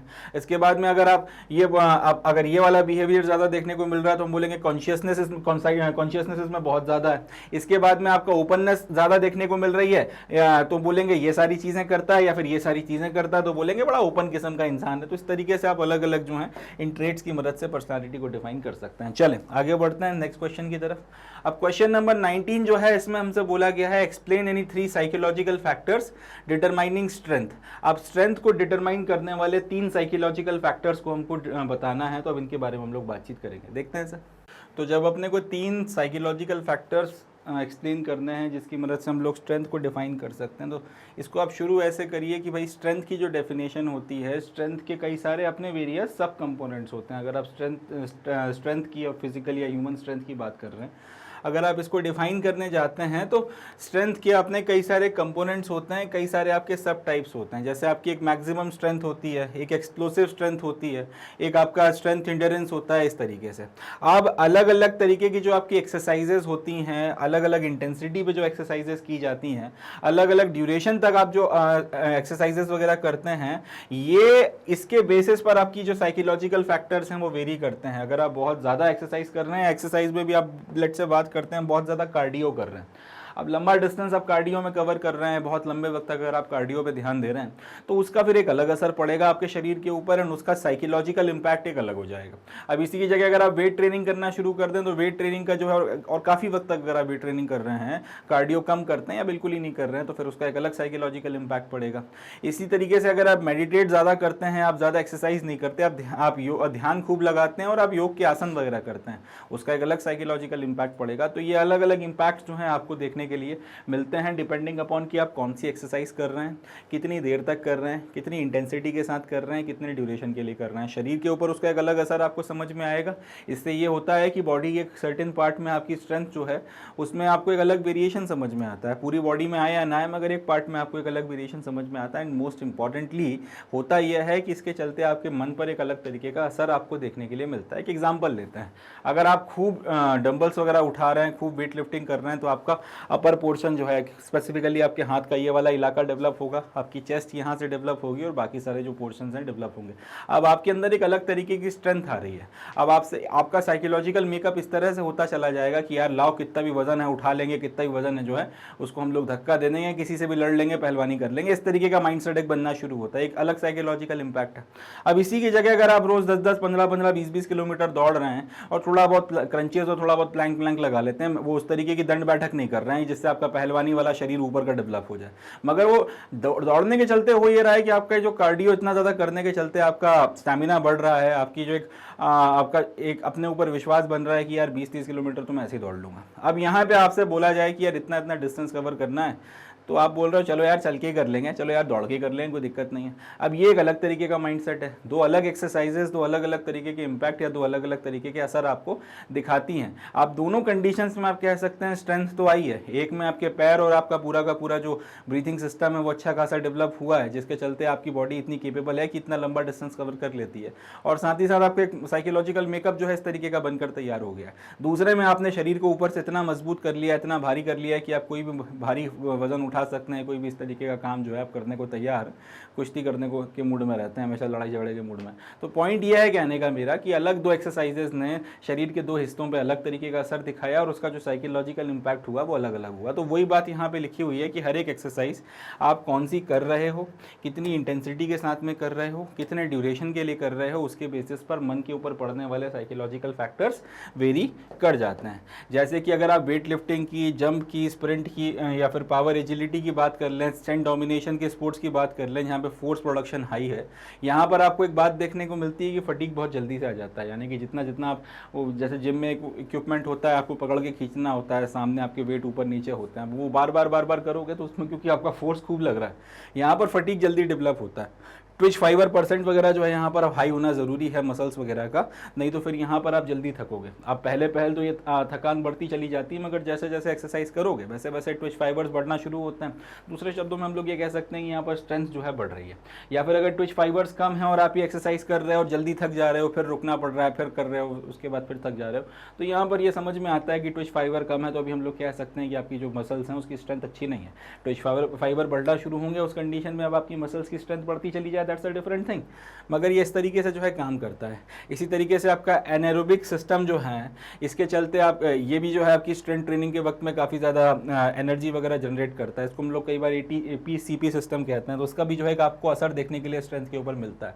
इसी तरह से स्ट्रोक वॉल्यूम की बात कर लें, the volume of blood pumped out of the left ventricle of the heart during each systolic cardiac contraction is a vital parameter as far as cardiovascular system is concern. तो stroke volume यह है कि अब दिल जो generally जितना आपका oxygenated blood आपकी बॉडी में सप्लाई करता है ताकि आपके फंक्शंस वगैरह नॉर्मल चलते रहें, एकदम से अगर उसमें इंक्रीमेंट या फिर एकदम से उसमें आपको इंक्रीज देखने के लिए मिलता है क्योंकि आपने किसी खास तरीके की एक्सरसाइज करना शुरू कर दी है, तो उसके लिए शरीर को स्ट्रेंथ चाहिए और वो स्ट्रेंथ लाने के लिए आपकी बॉडी में ऑक्सीजनेटेड ब्लड को ज़्यादा मात्रा में सप्लाई करना पड़ेगा। अब ये ज़्यादा मात्रा में ऑक्सीजनेटेड ब्लड को सप्लाई करने के लिए ये जो ब्लड आपका दिल का जो है ज़्यादा तेज़ी से काम करना शुरू कर रहा है, ज़्यादा तेज़ी से धड़क रहा है और ज़्यादा मात्रा में जो है आपका जो ब्लड का वॉल्यूम है, या फिर यूँ बोलूँ कि ज़्यादा जो आपका स्ट्रोक वॉल्यूम है उसमें ज़्यादा मात्रा में ब्लड अगर वो सर्कुलेट कर रहा है, तो ये भी कहीं ना कहीं एकदम से आपको स्ट्रेंथ स्ट्रेंथ वगैरह में इंक्रीमेंट दिखाता है। सुबह अगर आप सोकर उठें, आलस आ रहा है, उस वक्त अगर आपसे बोल दिया जाए कि कोई काम है एकदम से लग जाओ इस पर, तो नहीं होता। धीरे धीरे आप उसे करोगे, शरीर थोड़ा सा गर्म होगा, उसके बाद में वो काम आप थोड़ा सा इम्पैक्टफुली कर पाओगे, थोड़ी देर में आप आराम से कर पाओगे। वजह यह है जितनी देर में आपका शरीर गर्म हुआ है, एक तरीके से आपका थोड़ा सा वार्म अप हो गया, इस बीच में आपके दिल की हार्ट बीट्स भी बढ़ी हैं और स्ट्रोक वॉल्यूम बढ़ के आपके शरीर में ऑक्सीजनेटेड ब्लड ज़्यादा मात्रा में जाना शुरू हुआ है, और इसके चलते जो है आप थोड़ा सा ज़्यादा एक्टिव, ज़्यादा पावरफुल या ज़्यादा स्ट्रेंथ महसूस कर रहे हैं, और अब जो भी काम आप कर रहे हैं तो उसको ज़्यादा इम्पैक्टफुली आप 5 मिनट, 10 मिनट, 15 मिनट, जो भी आपकी बॉडी की इंटेंसिटी है, आधे घंटे बाद कर पाएंगे। मगर एकदम से सो के कोई आदमी उठा है बॉडी एकदम रेस्ट में और आप उसको बोलो कि एकदम से दौड़ जाओ तुम 100 किलोमीटर, नहीं होता। वजह यही है कि स्ट्रोक वॉल्यूम बढ़ने में टाइम लगता है। चले, और स्ट्रोक वॉल्यूम बढ़ जाती है तो स्ट्रेंथ अपने आप इंक्रीज हो जाती है, स्टैमिना और मोटिवेशन सब एकदम से अब चला जाता है। चले, अगला क्वेश्चन देखते हैं। What is the meaning of female athletes triad, explain any two in brief. तो फीमेल एथलीट्स ट्रायड का क्या मतलब होता है, और उसमें से फिर 2 को जो है हमको ब्रीफ में समझाना है। देखते हैं इस क्वेश्चन। तो यहाँ पर जो क्वेश्चन है ये बोल रहा है कि what is the meaning of female athletes triad. तो पहले तो अपने को फीमेल एथलीट्स ट्रायड जो है वो एक्सप्लेन करना है, उसके बाद बाकी सारी बातें ट्रायड में से 1-2 आपको एक्सप्लेन करना पड़ेंगे। तो फीमेल एथलीट ट्रायड क्या होता है, पहले 1-2 लाइन में वो या 3 लाइन में वो डेफिनेशन लिख के बताइए कि जो लड़कियों के खास तौर पे जो आपकी जो एडोलेसेंट एज में हैं, जो आपका प्यूबर्टी हिट कर चुकी हैं या उसके थोड़ा सा आगे के सालों में हैं, इस तरीके की लड़कियां अगर फीमेल एथलीट्स वगैरह बनती हैं, ये स्पोर्ट्स वगैरह में आपका खेल रही हैं, एक्टिव हैं, पार्टिसिपेट कर रही हैं, अगर इनकी मेंस्ट्रुअल साइकिल्स में कुछ इश्यूज़ आता है, इरेगुलरिटीज़ आती हैं या कोई और प्रॉब्लम वगैरह आती है, और उसके चलते आपकी ब्लड सर्कुलेशन में इश्यूज़ हैं, आपकी एनर्जी लेवल डाउन है, आपका परफॉर्मेंस गिर रहा है, आपकी बोन डेंसिटी में कमी आ रही है, और उसके चलते आपको या तो खेलने का बिल्कुल मन नहीं कर रहा है, या फिर आप अपना बेस्ट बिल्कुल भी नहीं दे पा रहे हैं, कोशिश करने के बाद भी नहीं दे पा रहे हैं, अंदर से वो मोटिवेशन ही नहीं आ रहा, तो फिर ये जो चीज़ है ये आपका कहलाती है फीमेल एथलीट ट्रायड। ये 2-3 लाइनों में आपने डिफाइन कर दिया। अब इसकी भी अपनी कई सारी सब कैटेगरीज वगैरह होती हैं, जैसे डिसऑर्डर्ड ईटिंग है, एमनोरोइया है, इसके बाद ऑस्टियोपोरोसिस है। ये 3 तरीके के जो हैं आपको इसमें देखने के लिए मिलते हैं। ये 3 चीज़ें आपको खास तौर पर ये जो 3 ट्रायड्स वगैरह हैं इस पूरी चीज़ में आपको देखने के लिए मिलते हैं। अब इसको आप डिफाइन ऐसे कर सकते हैं कि देखिए फीमेल एथलीट ट्रायड आएगा, आप एक ट्राइंगल की मदद से इसको डिफाइन कर सकते हैं कि यहाँ पे बीच में आप लिखिए फीमेल एथलीट ट्रायड। अब फीमेल एथलीट ट्रायड आया तो उसके चलते एक चीज़ जो हो रही है वो क्या हो रही है, लो एनर्जी अवेबिलिटी है, और लो एनर्जी अवेबिलिटी के पीछे की एक वजह यह है कि डिसऑर्डर्ड ईटिंग है। या फिर ये कह सकते हैं कि आपका फीमेल एथलीट ट्रायड आया, पीरियड्स वगैरह ठीक से नहीं आ रहे हैं, उसके चलते आपकी ईटिंग ठीक से नहीं चल रही है, डिसऑर्डर्ड ईटिंग हो रही है, और उसके चलते एनर्जी जो है वो अवेलेबल नहीं है शरीर में, तो उसके चलते आप अच्छा परफॉर्म नहीं कर पा रहे। इसी तरीके से जो दूसरा आप लिख सकते हो लो बोन डेंसिटी और ऑस्टियोपोरोसिस। ऑस्टियोपोरोसिस के चलते आपकी जो बोन डेंसिटी है उसमें कमी आ रही है। तीसरा है इरेगुलर पीरियड्स हो रहे हैं, एमनोरिया जो है उसकी समस्या आ रही है, खून की कमी हो रही है शरीर में और काफ़ी सारी उसकी समस्याएं हो रही हैं। तो एक तरफ आप इस तरीके से एक ट्राइंगल बना सकते हैं। दूसरा, अब ये तीनों चीज़ें आपस में किस तरीके से इंटर रिलेटेड हैं उसको आप एक्सप्लेन कर सकते हैं कि डिसफंक्शन ऑफ मेंस्ट्रुएशन हुआ, इसके चलते लो एनर्जी अवेबिलिटी विथ और विदाउट ईटिंग डिसऑर्डर। यानी कि अगर लो एनर्जी अवेबिलिटी है, इरेगुलर पीरियड्स वगैरह हैं, इसके चलते अब या तो खाने का मन ही नहीं कर रहा, उसके चलते शरीर में आपका जो है एनर्जी नहीं आ रही है, या फिर खा भी रहे हो अगर आप ठीक ठाक तरीके से अपना फूड अगर इनटेक कर भी रहे हो तो भी अगर एनर्जी का लेवल नहीं बन रहा है, इस तरीके की एक समस्या होगी। इसके चलते बोन मिनरल डेंसिटी में जो है वो कमी आना शुरू हो जाती है। बोन मिनरल डेंसिटी में कमी आना शुरू होगी तो उसके चलते आपका जो डिसफंक्शन है मेंस्ट्रुएशन का वो और ज़्यादा बढ़ेगा। तो ये एक तरीके का विशियस सर्कल बन जाता है, एक के चलते दूसरी, दूसरे के चलते तीसरी, और तीसरी के चलते फिर पहली चीज़ जो है वो हो रही है, और ये आपस में जो है एक दूसरे को कॉम्प्लीमेंट करते हैं, तो कहीं ना कहीं इसके चलते काफ़ी ज़्यादा नुकसान होता है। तो ये जो है फीमेल एथलीट ट्रायड है, इसको आप इस तरह से एक्सप्लेन कर सकते हैं। चलें अगला क्वेश्चन देखते हैं, क्वेश्चन नंबर 31। क्वेश्चन नंबर 31 अब देखते हैं। On the basis of the above given figure answer the following questions. Figure आपको यहाँ पर बताया गया और उसमें सारे कैलकुलेशंस वगैरह लगा के रखे हुए हैं। तो ये आपका फिगर दिया हुआ है क्वेश्चन नंबर 1 में, इसमें आपके पास में 5 टीमें हैं। इस क्वेश्चन नंबर 2 में आपके पास में इसमें भी 5 टीमें हैं, क्वेश्चन नंबर 3 में भी 5 टीमें हैं, और क्वेश्चन नंबर 4 में 4 टीमें हैं। अब यहाँ पर आपको जो है इसको सॉल्व करना है। तो इसमें ये पूरा का पूरा जो टेबल है इसके बेसिस पर इन्होंने हमसे पूछा है कि जो सेकेंड राउंड होगा इसमें जो टोटल नंबर ऑफ मैचेस होंगे वो कितने होंगे। तो ये आपका जो निकल कर आ रहा है, जो पहले वाला जो आपका क्वेश्चन है, उसके लिए अगर हम लोग इन टीम्स वगैरह के साथ में देखें तो इनको हमको 2 हाफ्स में डिवाइड करना पड़ेगा। उसके बाद में जो सबसे सेकंड हाफ की जो लास्ट टीम है उसको हम लोग पहला बाय देते हैं। उसके बाद फिर जो फर्स्ट हाफ की पहली टीम आती है उसको हम लोग पहला बाय देते हैं, फर्स्ट हाफ की जो लास्ट टीम आती है उसको हम लोग पहला बाय देते हैं, फिर सेकंड हाफ की पहली टीम को, फिर फर्स्ट हाफ की पहली टीम को, इस तरह से पूरा लगाकर जो फाइनल कैलकुलेशन निकल कर आएगा कि सेकंड राउंड जो होगा इन सारी टीमों के बीच में, जो जितनी भी आपकी निकल कर आती है उनके बीच में जो सेकंड राउंड के मैचेस होंगे, उसका जवाब हो जाएगा 8। इसी तरीके से जो सेकंड क्वेश्चन है कि आपका फॉर्मूला क्या निकल कर आएगा अगर आप टोटल नंबर ऑफ मैचेस वगैरह यहाँ पे कैलकुलेट करना शुरू करें। तो इसमें जो सारे आपकी जो टीम है 6 से लेकर 10 तक की, इनका अगर आप पूरा कैलकुलेशन वगैरह लगाते हैं जो यहाँ पे लगा के बताया गया, उसके बेसिस पे जो फॉर्मूला निकल कर आ रहा है वो आ रहा है n-1। थर्ड जो क्वेश्चन है इसमें इन्होंने, जिसके लिए हम लोग इस वाले सेक्शन का इस्तेमाल किए हैं, इसमें उन्होंने बोला है the fourth round in this case can also be called as. अब यहाँ पर ये जो आपकी 5 टीमें खेल रही हैं, इनके बीच में जो पहला राउंड होगा, फिर दूसरा, तीसरा, चौथा, इस तरीके से आपके जो कई सारे राउंड्स होने हैं, उसमें जो चौथा वाला राउंड आएगा वहाँ तक पहुँचते पहुँचते आपके पास में 3 टीमें बचेंगी लास्ट में, इसलिए इसको हम लोग सेमीफाइनल कह सकते हैं। एंड लास्ट वाला जो आपका क्वेश्चन बनता है कि what is the formula for calculating the total number of बायस। तो यहाँ पर अब ये जो 4 आपकी टीमें बच रही हैं, इसके पहले की सारी टीमों में 5-5 थी, इसके पहले सारा के सारे जो आपके क्वेश्चंस थे उसमें आपकी जो नंबर ऑफ टीम्स थी वो 5 थी, मगर क्योंकि लास्ट वाले क्वेश्चन में आपकी सिर्फ 4 टीमें हैं, इसका जो फॉर्मूला निकल कर आएगा वो निकल कर आएगा 2 की पावर n-n। ये जो मेथड है या ये जो फॉर्मूला है इसकी मदद से इसको करेंगे, और ये विजुअली इंपेयर्ड बच्चों के लिए क्वेश्चन जो है डाला गया था। चले तो 2 की power small n minus capital number of n, where n is the number of teams, और जो स्मॉल वाला n है नंबर ऑफ मैचेस एक टीम को आप खिलवाना है, या फिर जो बाइस वगैरह आप निकालने के लिए जो मैचेस वगैरह खिलवाए जा रहे हैं वो सारे के सारे। तो ये 2n-n जो है इसका जवाब निकल कर आता है। ये विजुअली इंपेयर्ड बच्चों के लिए क्वेश्चन था। चलें अगला क्वेश्चन देखते हैं। इसी के और में जो पूछा गया है, list down any 4 committees working during conduct of a competition and briefly explain their roles. अब अपने को ये बताना है कि जब एक कंपटीशन वगैरह हो रहा होता है उस वक्त में जो 4 कमिटीज़ हैं उसमें से कोई भी, उस वक्त जब जो कमिटीज़ वगैरह काम कर रही होती हैं उसमें से कोई भी 4 कमिटीज़ के नाम हमें लिस्ट डाउन करने हैं और उनके रोल्स वगैरह हमको बताने हैं। चले देखते हैं। तो सबसे पहले आपका एडमिनिस्ट्रेटिव डायरेक्टर है। एडमिनिस्ट्रेटिव डायरेक्टर के नीचे उसकी एग्जीक्यूटिव कमेटी काम करती है। एग्जीक्यूटिव कमेटी का काम क्या होता है? एग्जीक्यूटिव कमेटी के नीचे आपका organising committee for games and sports काम करती है। इसका जो फंक्शन है, इसके बाद आपका फर्स्ट एड कमेटी के साथ में इनका कोऑर्डिनेशन वगैरह होता है, और इनके नीचे फिर कई सारी आपकी सब कमिटीज़ बनाई जाती हैं जो अलग अलग आपके काम देखती हैं। बोर्डिंग एंड लॉजिंग कमेटी जो है वो पब्लिक कमेटी के साथ में आपका कोऑर्डिनेट कर काम करती है। रिसेप्शन कमेटी जो है वो डेकोरेशन एंड सेरेमनी कमेटी के साथ में मिलकर काम करती है। ट्रांसपोर्टेशन कमेटी जो है वो ग्राउंड और इक्विपमेंट कमेटीज के साथ में मिलकर काम करती है। Committee for entertainment and refreshment जो है committee on entries, fixture and programmes के साथ मिलकर काम करती है। ऑफिशियल्स की जो कमेटी होती है वो अनाउंसमेंट कमेटी के साथ में मिलकर काम होती है। इस तरह से ये पूरा का पूरा फ्लो चार्ट बनाकर इनमें से कोई भी 4 कमेटीज उठाकर आप बता सकते हैं कि बोर्डिंग और लॉजिंग वालों की जिम्मेदारी है कि कौन कहाँ ठहरेगा, कहाँ पे रुकवाया जाएगा, उसकी पूरी व्यवस्था वगैरह करवाना, सब कुछ चाक चौबंद करवाना। खाने पीने की जो पूरी व्यवस्था है कैटरिंग वगैरह की, वो भी कई बार इन्हीं लोगों को दे दी जाती है। रिसेप्शन या ट्रांसपोर्टेशन कमेटी तो लेकर आना और फिर उसके बाद में गेस्ट को जब तक रहना है, उसके बाद में जब उनको छोड़ने जाना है तो उसकी जो सारी व्यवस्था का काम किया गया है।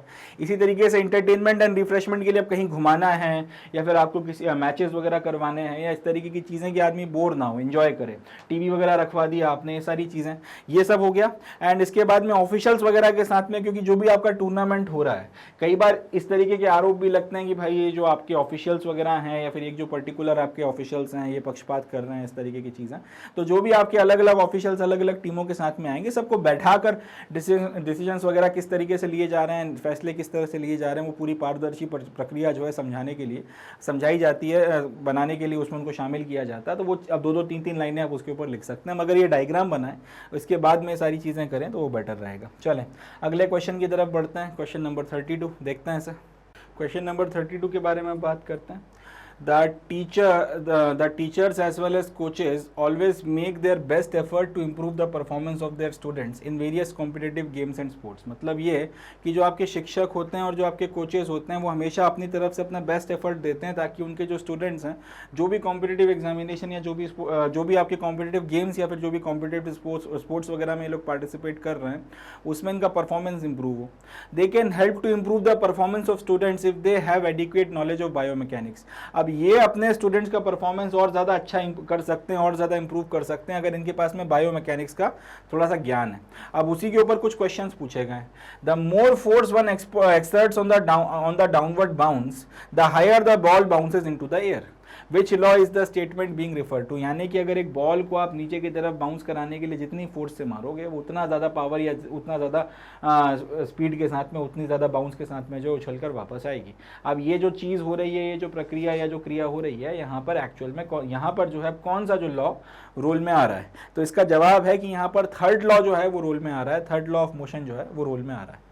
Above the among the given pictures Newton's third law is depicted in। अब यहाँ पर दो फोटोग्राफ्स हैं जिसमें एक बच्चा जो है फुटबॉल को लात मारने के लिए जा रहा है या फिर किक करने की तरफ जा रहा है, और एक बैट्समैन जो है यहाँ पे खड़ा हुआ है या फिर एक बेसबॉल का प्लेयर खड़ा हुआ है, और ये फुटबॉल जैसी चीज़ जो आ रही है, फुटबॉल जो आ रही है बॉल, इसको अपने बैट से, बेसबॉल के बैट से मारने की कोशिश कर रहा है। अब हमसे ये पूछा गया है कि यहाँ पे थर्ड लॉ जो है वो किस में डिपेक्ट हो रहा है, तो इसका जो जवाब है वो है कि ये वाली जो आपकी सेकंड पिक्चर है इसमें आपका, जो पहली वाली पिक्चर है इसमें आपका थर्ड लॉ डिपेक्ट हो रहा है। तीसरा है Newton second law is also known as, Newton का जो सेकंड लॉ है उसको कई बार हम लोग लॉ ऑफ एक्सेलरेशन भी बोलते हैं। एंड चौथा, the study of human body and various forces acting on it is, जो ह्यूमन बॉडी है इसकी स्टडी अगर आप करोगे और जो वेरियस फोर्सेज इसके ऊपर अगर आप पढ़ते हो उनको बोला जाता है काइनेसियोलॉजी।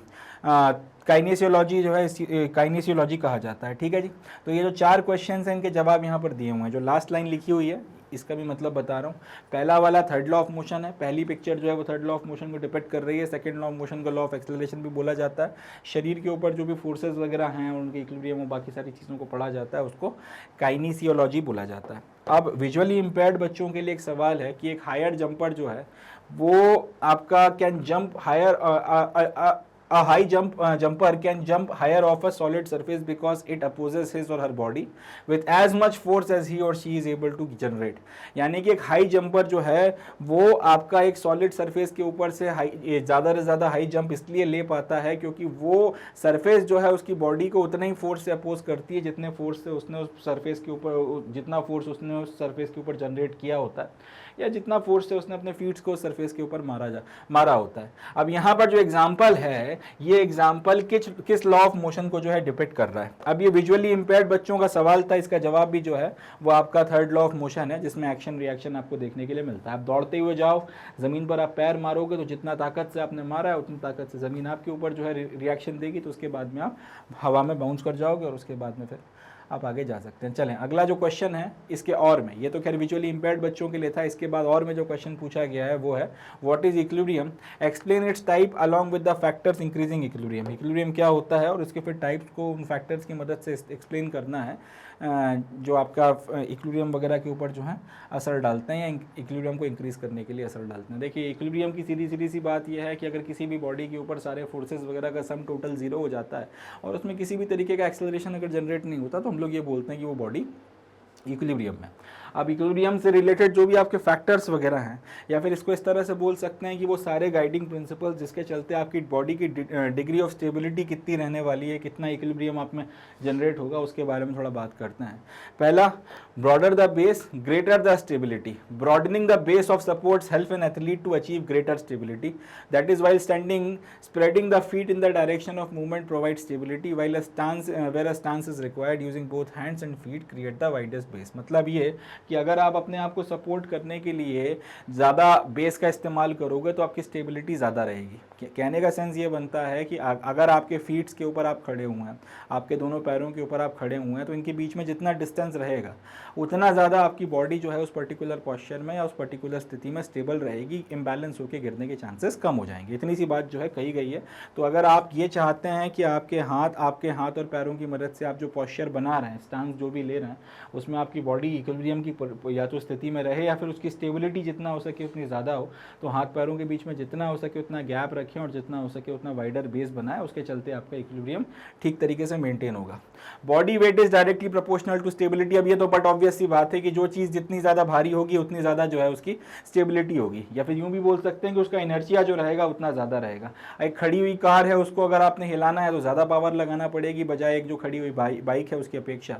वजह यह है कि उसमें मास मास का डिफरेंस आ जाता है, वेट का डिफरेंस आ जाता है।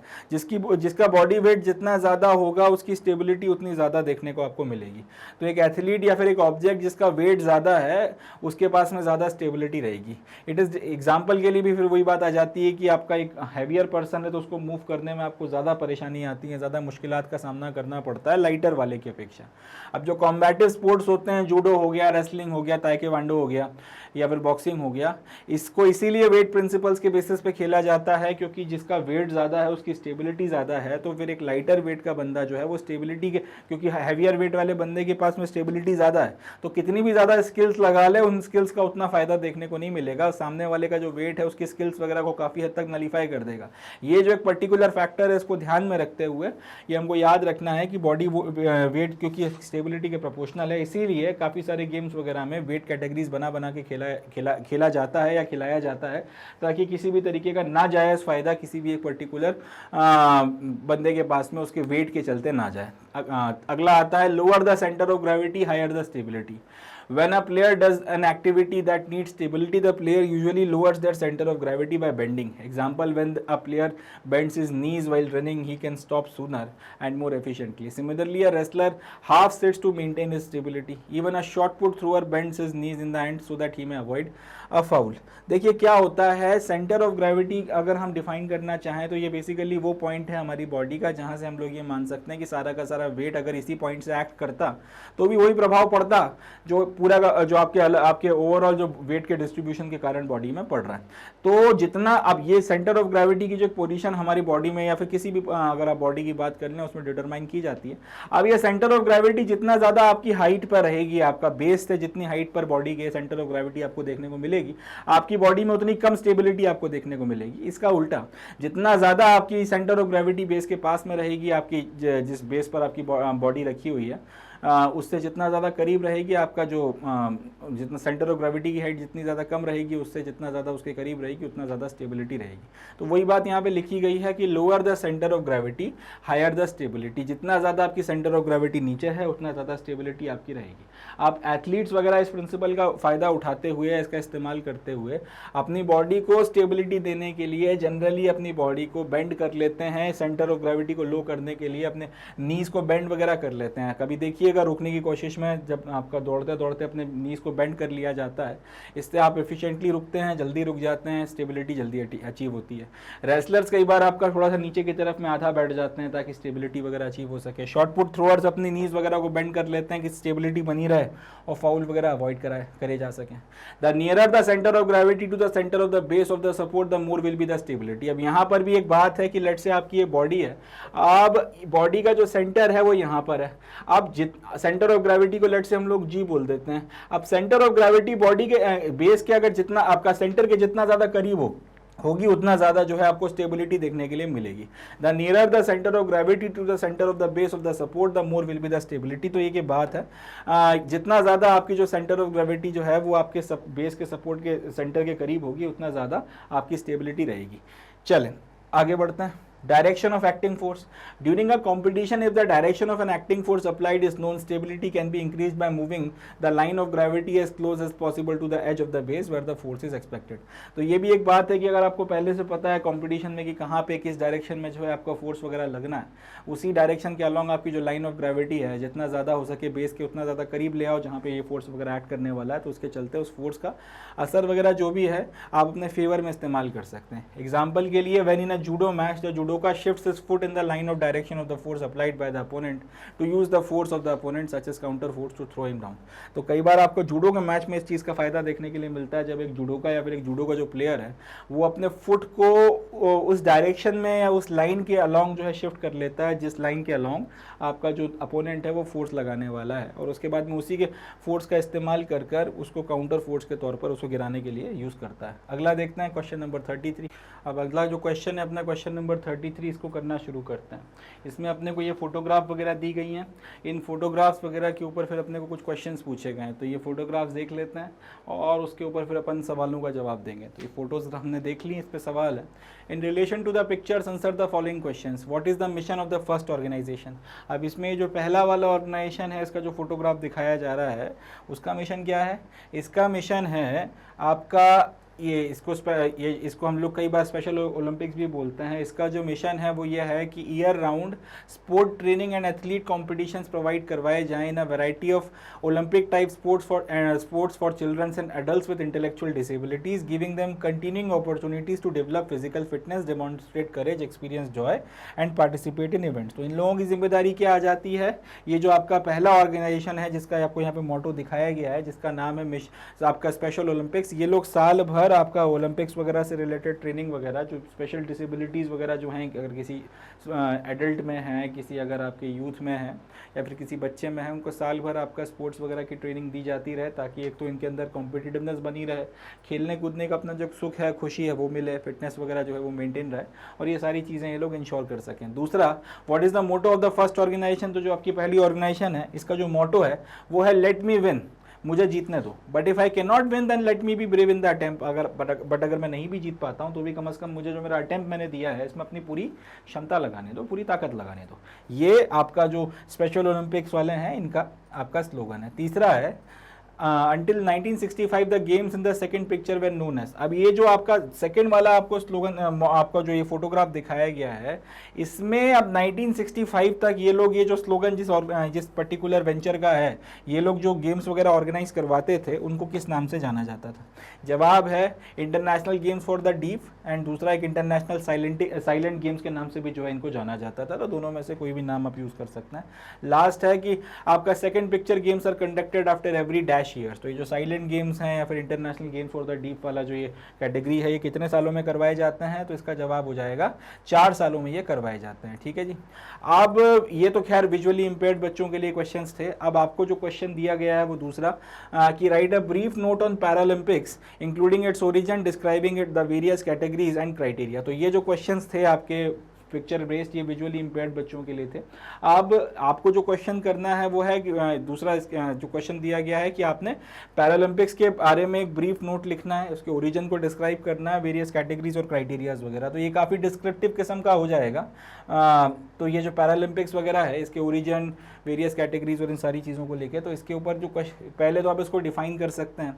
अब ये जो एक लंबा सा आपका डेफिनेशन मैंने बनाया, आपके साथ शेयर किया, इसमें से जितना आपको ठीक लगे उतना लिख सकते हैं, पूरा just as it is copy paste करने की ज़रूरत नहीं है।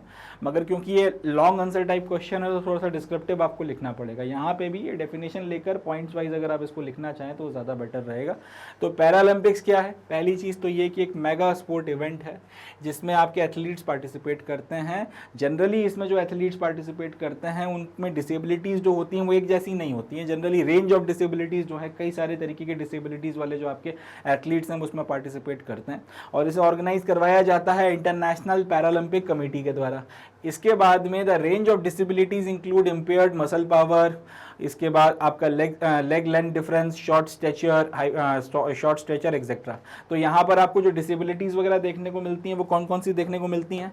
एक तो ये कि मसल्स वगैरह में कुछ इश्यूज़ हैं। अब मसल्स के जो इश्यूज़ हैं वो कुछ भी हो सकते हैं, जैसे कि आपका पोलियो का प्रॉब्लम हो गया, मस्कुलर डिस्ट्रॉफी हो गया, इस तरीके की जो भी समस्याएं वगैरह इस समस्या के चलते अगर कोई डिसेबिलिटी है तो इस तरीके के लोग। अगर आपके दोनों पैरों के बीच में कोई लेंथ में डिफरेंस आ गया है, आपका स्ट्रेचर वगैरह जो है वो शॉर्ट रह गया, स्टंटेड ग्रोथ हुई है, हाइपोटोनिया, एटैक्सिया, इस तरीके की आपका विजन इंपेयरमेंट वगैरह है, इंटेलेक्चुअल इंपेयरमेंट है, इस तरीके की अगर डिसेबिलिटीज वगैरह हैं तो ये सारी की सारी कैटेगरी के जो लोग हैं वो पैरालंपिक्स में पार्टिसिपेट करते हैं। These disabilities are further divided into classification which vary from sports to sports. तो अब ये डिसेबिलिटीज के बेसिस पे आपने क्लासिफिकेशन किया है, स्पोर्ट्स टू स्पोर्ट्स वो वेरी करता है, और उसके बेसिस पे फिर आप अलग अलग कुछ डिसेबिलिटीज के लोगों को जो आपकी क्लासिफिकेशन में फिट बैठते हैं, वो किसी भी तरीके की फिर डिसेबिलिटी हो, उन लोगों को फिर आप आपस में कंपीट करवाते हैं। ठीक है जी। The word Paralympics is derived from the Greek word para, which means besides or alongside an Olympics. Combined Paralympics means an international game competition that is parallel to the Olympics. तो Paralympics को हम लोग क्या बोल सकते हैं? एक international game जो बेसिकली ओलंपिक के पैरेलल है, और किसके लिए करवाया जा रहा है? विजुअली इंपेयर्ड लोगों के लिए। चलें आगे बढ़ते हैं।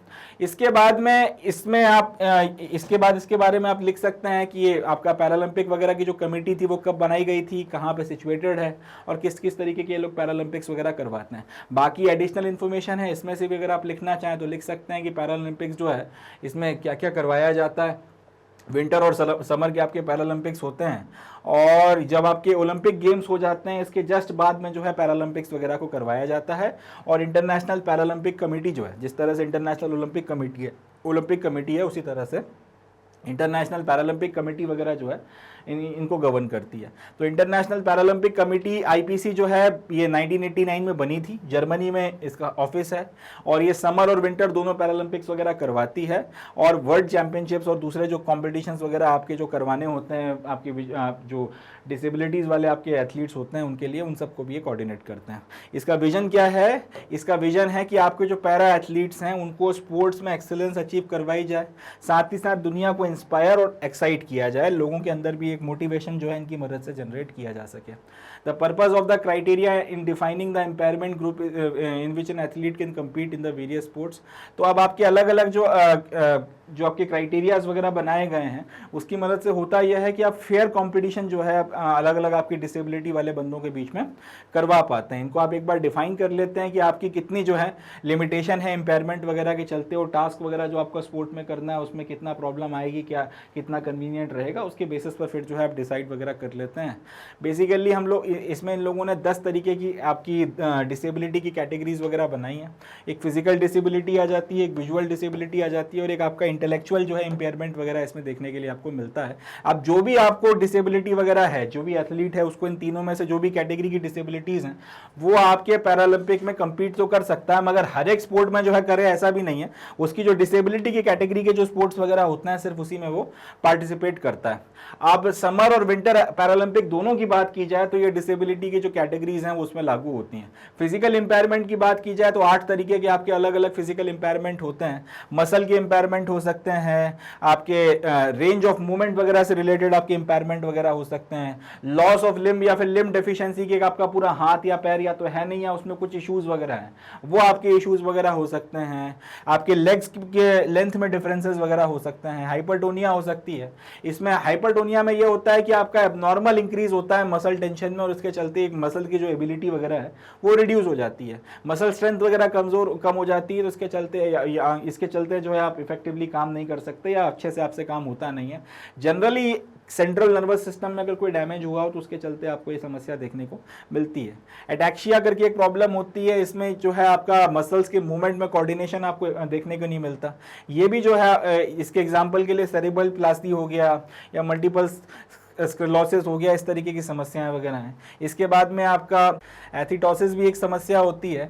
जनरली इसमें आपको इनबैलेंस इनवॉलेंट्री मूवमेंट्स देखने के लिए मिलते हैं और सिमेट्रिकल पोस्चर बनाने में थोड़ा सा इश्यूज आते हैं, यानी कि आप चाहें या ना चाहें आपकी बॉडी लट से इस तरह से एक तरफ झुकी रहती है या फिर इस तरफ झुकी है, चलने में इधर उधर में आप बैलेंस वगैरह नहीं बना पा रहे हैं। अब ये समस्या बहुत ज़्यादा विषम हो जाती है, तो एथिटोसिस वगैरह जो है ये भी अपने आप में एक बहुत बड़ी प्रॉब्लम है। इसके चलते पोस्चर वगैरह अगर मेंटेन नहीं हो पा रहा है तो ये भी एक फिजिकल डिसेबिलिटी की कैटेगरी में आती है।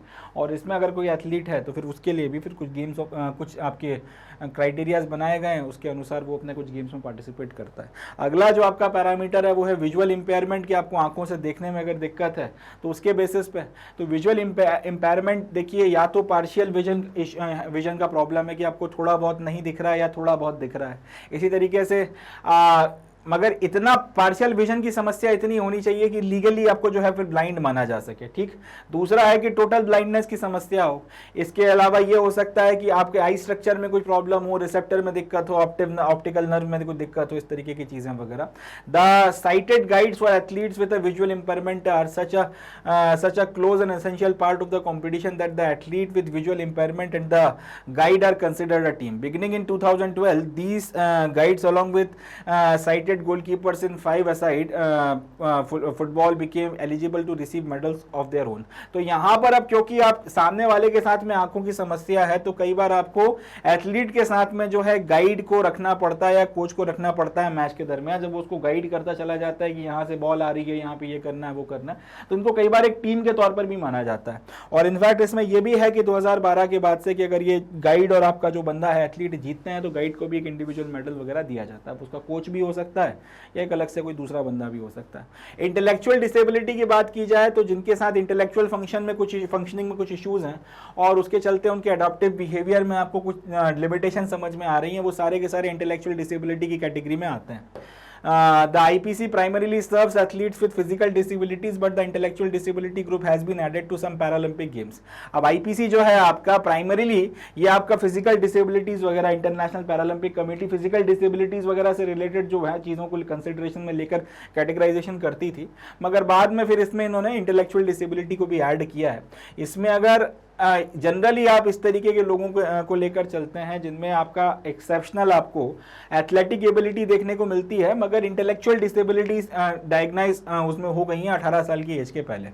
अब हालांकि अगर इंटरनेशनल ओलंपिक कमेटी की बात की जाए तो ये जो आपका स्पेशल ओलंपिक्स होते हैं या वर्ल्ड गेम्स वगैरह होते हैं, ये रिकॉग्नाइज करते हैं इस बात को कि अगर आपके प्लेयर्स वगैरह के साथ में इंटेलेक्चुअल इश्यूज हैं तो भी इनको पार्टिसिपेट करने दिया जाए। ये नहीं है कि मानसिक तौर पर स्थिति ठीक नहीं है तो उनको पार्टिसिपेट ना करने दिया जाए। चले अगला question, question number 34, list down any 4 asanas used for prevention of asthma, explain the procedure for administration of any one of them with help of a stick diagram. तो हमको यहाँ पे करना यह है कि 4 आसनों के नाम लिखने हैं जिनकी मदद से अस्थमा वगैरह का प्रिवेंशन होता है, और किसी एक को जो है स्टिक डायग्राम की मदद से बनाना है। स्टिक डायग्राम का मतलब क्या कि आप जो भी इंसान वगैरह या जो आसन करने वाला बंदा है या बंदी है उसको आप एक डायग्राम वगैरह बना रहे हैं, जिस एक तरीके का लाइन डायग्राम आप बोल सकते हैं, कि उसको स्टिक्स वगैरह या फिर पतली पतली लकीरों की मदद से आप बना के बताएं। पूरा उसका जो है आपको इंसानी स्ट्रक्चर ड्रॉ करने की ज़रूरत नहीं है। तो इसमें जो आसन वगैरह आते हैं जिससे अस्थमा ठीक होता है, सुखासन है, चक्रासन है, गोमुखासन है, पर्वतासन है, भुजंगासन है, पश्चिमोत्तासन है, मत्स्य आसन है, अनुलोम विलोम, इन सब के चलते जो है आपका अस्थमा वगैरह ठीक होता है। अनुलोम विलोम को बताना कंपैरेटिवली थोड़ा सा ज़्यादा आसान रहेगा इसमें आपको, क्योंकि ये बताना है कि एक बार आप बैठ गए ध्यान लगा के ध्यान आसन में, एक हाथ को आपने ध्यान मुद्रा में रख लिया है, दूसरे हाथ को फिर आप जो है उठा के एक आपका नॉस्ट्रिल सीधा वाला बंद कर उल्टे वाले से सांस खींचनी है, उसके बाद इसको बंद करके सांस छोड़नी है, फिर इससे सांस खींचनी है, फिर सांस छोड़नी है। ये प्रक्रिया आप करते चले जाएं। इसको कई बार नाड़ी शोधन भी बोला जाता है। इसकी मदद से अस्थमा और बाकी सारी काफ़ी समस्याएं वगैरह दूर होती हैं, मेंटल बैलेंस बना रहता है और बहुत सी चीज़ें ठीक रहती हैं। इस तरह से अगर आप डिस्क्राइब करेंगे तो अच्छे से इसको एक्सप्लेन किया जा सकता है। चलें अगला क्वेश्चन देखते हैं, क्वेश्चन नंबर 35। इसमें बोला गया है, make a table of test items listed under fitness test by SAI या फिर Sports Authority of India, age group 9 to 18 years, along with the objectives of conducting them, explain the administration of any one of them. तो यहाँ पर आपको पहले तो test items वगैरह जो हैं, जो फिटनेस टेस्ट वगैरह स्पोर्ट्स अथॉरिटी ऑफ इंडिया के द्वारा 9 से 18 साल के जो बच्चे वगैरह या एथलीट्स होते हैं उनके लिए किए जाते हैं, उसके बारे में बताना है। फिर किस तरह से उनका ऑब्जेक्टिव क्या है कंडक्ट करने का वो, और किसी एक का एडमिनिस्ट्रेशन। तो एज ग्रुप 9 से 18 के लिए इनको आपका BMI टेस्ट करवाया जाता है, 40 MT स्पीड टेस्ट होता है, 60 मीटर की आपकी जो रनिंग या वॉक करवाई जाती है, या फिर सिट एंड रीच फ्लेक्सिबिलिटी देखी जाती है, स्ट्रेंथ टेस्ट वगैरह जो है वो किया जाता है। ये सारी चीज़ें करवाने के पीछे का ऑब्जेक्टिव ये है कि आपका भी स्टैंडर्ड क्या चल रहा है, आपका लेवल क्या चल रहा है वो देखा जाए।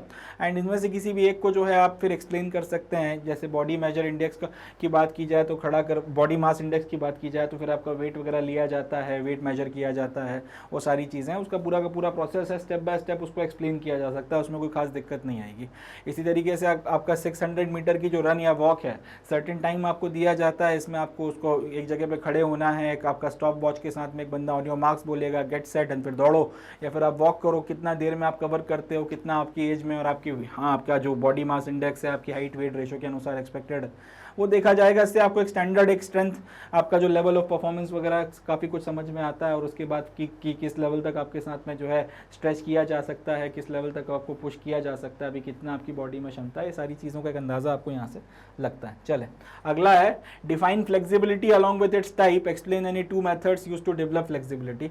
तो अब फ्लेक्सिबिलिटी वगैरह को डिफाइन करना है कि बॉडी के, तो इसका डेफिनेशन बड़ी सिंपल सी बनती है कि बॉडी के मूवमेंट्स वगैरह कितना ईजिली आप कर सकते हैं, कितना आसानी से आपकी बॉडी का मूवमेंट वगैरह हो सकता है, वो आपकी फ्लेक्सिबिलिटी की कैटेगरी में आता है।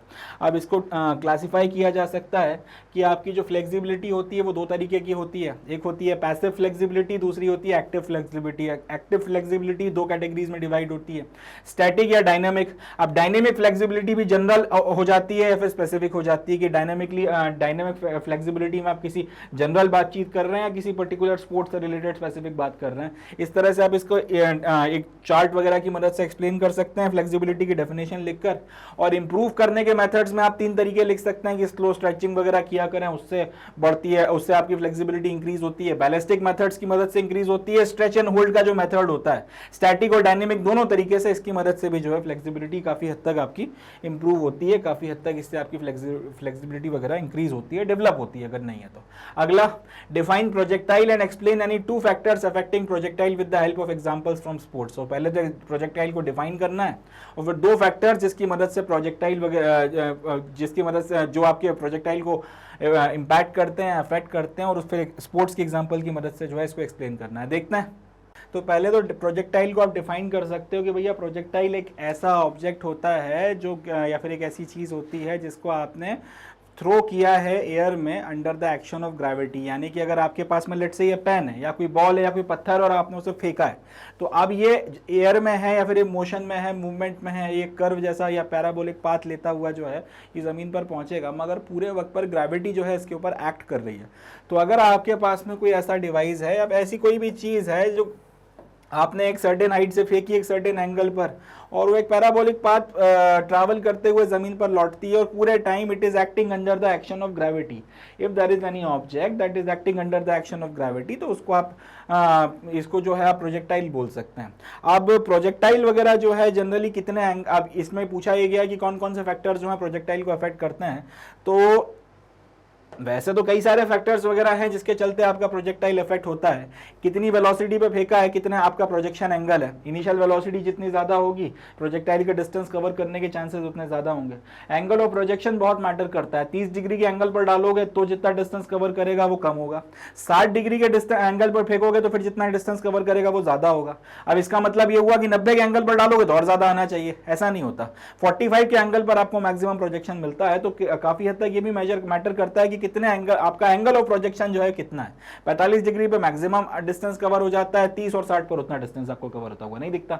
ठीक है जी। इसी तरीके से कितनी हाइट से फेंका है वो भी रेलेवेंट है कि अगर एक सर्टेन हाइट से अगर आपने फेंका है, ग्रेटर हाइट से अगर आप फेंकेंगे, जितनी ज्यादा हाइट से आप प्रोजेक्टाइल को लॉन्च करेंगे उतना लंबा डिस्टेंस वो है, उतना ज्यादा जो डिस्टेंस वगैरह है वो कवर करेगा, उतना लंबा डिस्टेंस वो जाएगा। प्लस मास कितना है, बहुत ज़्यादा मास होगा तो भी आपका प्रोजेक्टाइल बहुत लंबा डिस्टेंस कवर नहीं कर सकता, बहुत कम हुआ तो भी नहीं। एक सर्टेन मॉडरेट मास अगर आपके पास में क्रिकेट बॉल है और एक आपका, अगर एक डिस्कस की बात कर लेते हैं, तो क्योंकि क्रिकेट बॉल का मास जो है ज़्यादा कंसंट्रेटेड है, डिस्कस का मास जो है वो थोड़ा सा आपका डिस्क वगैरह में डिस्ट्रीब्यूटेड है, तो दोनों में अगर आप देखेंगे तो अगर एक ही तरीके की कंडीशंस में एक ही साथ फेंका जाए तो क्रिकेट की बॉल जो है ज़्यादा डिस्टेंस कवर करती है। इसी तरह से वेलोसिटी हो गई, ग्रेविटी वगैरह उस जगह पर कितनी है और कितना स्पिन के साथ में आपने फेंका, ये सारे के सारे फैक्टर्स वगैरह जो हैं अफेक्ट करते हैं। हाई जंप का एक एग्जाम्पल आप ले सकते हो। हाई जंप का एग्जाम्पल एक प्रोजेक्टाइल का एग्जाम्पल है। डिस्टेंस, एक आदमी दौड़ता हुआ आता है, जंप मारता है, उसके बाद में वो हवा में आता है, बेसिकली एक पैराबोलिक पाथ फॉलो करते हुए वो आपका ज़मीन पे गिरता है। आपका हाई जंप के अलावा आपका अगर आपका हाई जंप वगैरह हो गई, इसके अलावा और भी जो आपकी जंप्स वगैरह होती हैं, जो आपका शॉर्ट पुट थ्रो करने वाला पूरा का पूरा प्रोसेस होता है, डिस्कस वगैरह थ्रो करने की बात होती है, क्रिकेट बॉल थ्रो करना है, अपने पैर से फुटबॉल को मारना है, ये सारे के सारे पैराबोलिक मूवमेंट्स वगैरह होते हैं, ये सारे के सारे प्रोजेक्टाइल मूवमेंट्स वगैरह होते हैं। और कहीं ना कहीं इनके ऊपर जो फैक्टर्स वगैरह अफेक्ट करते हैं वो हम लोगों ने डिस्कस कर लिए हैं और स्पोर्ट्स के एग्जांपल्स वगैरह की मदद से समझा दिया है। चलें आगे बढ़ते हैं।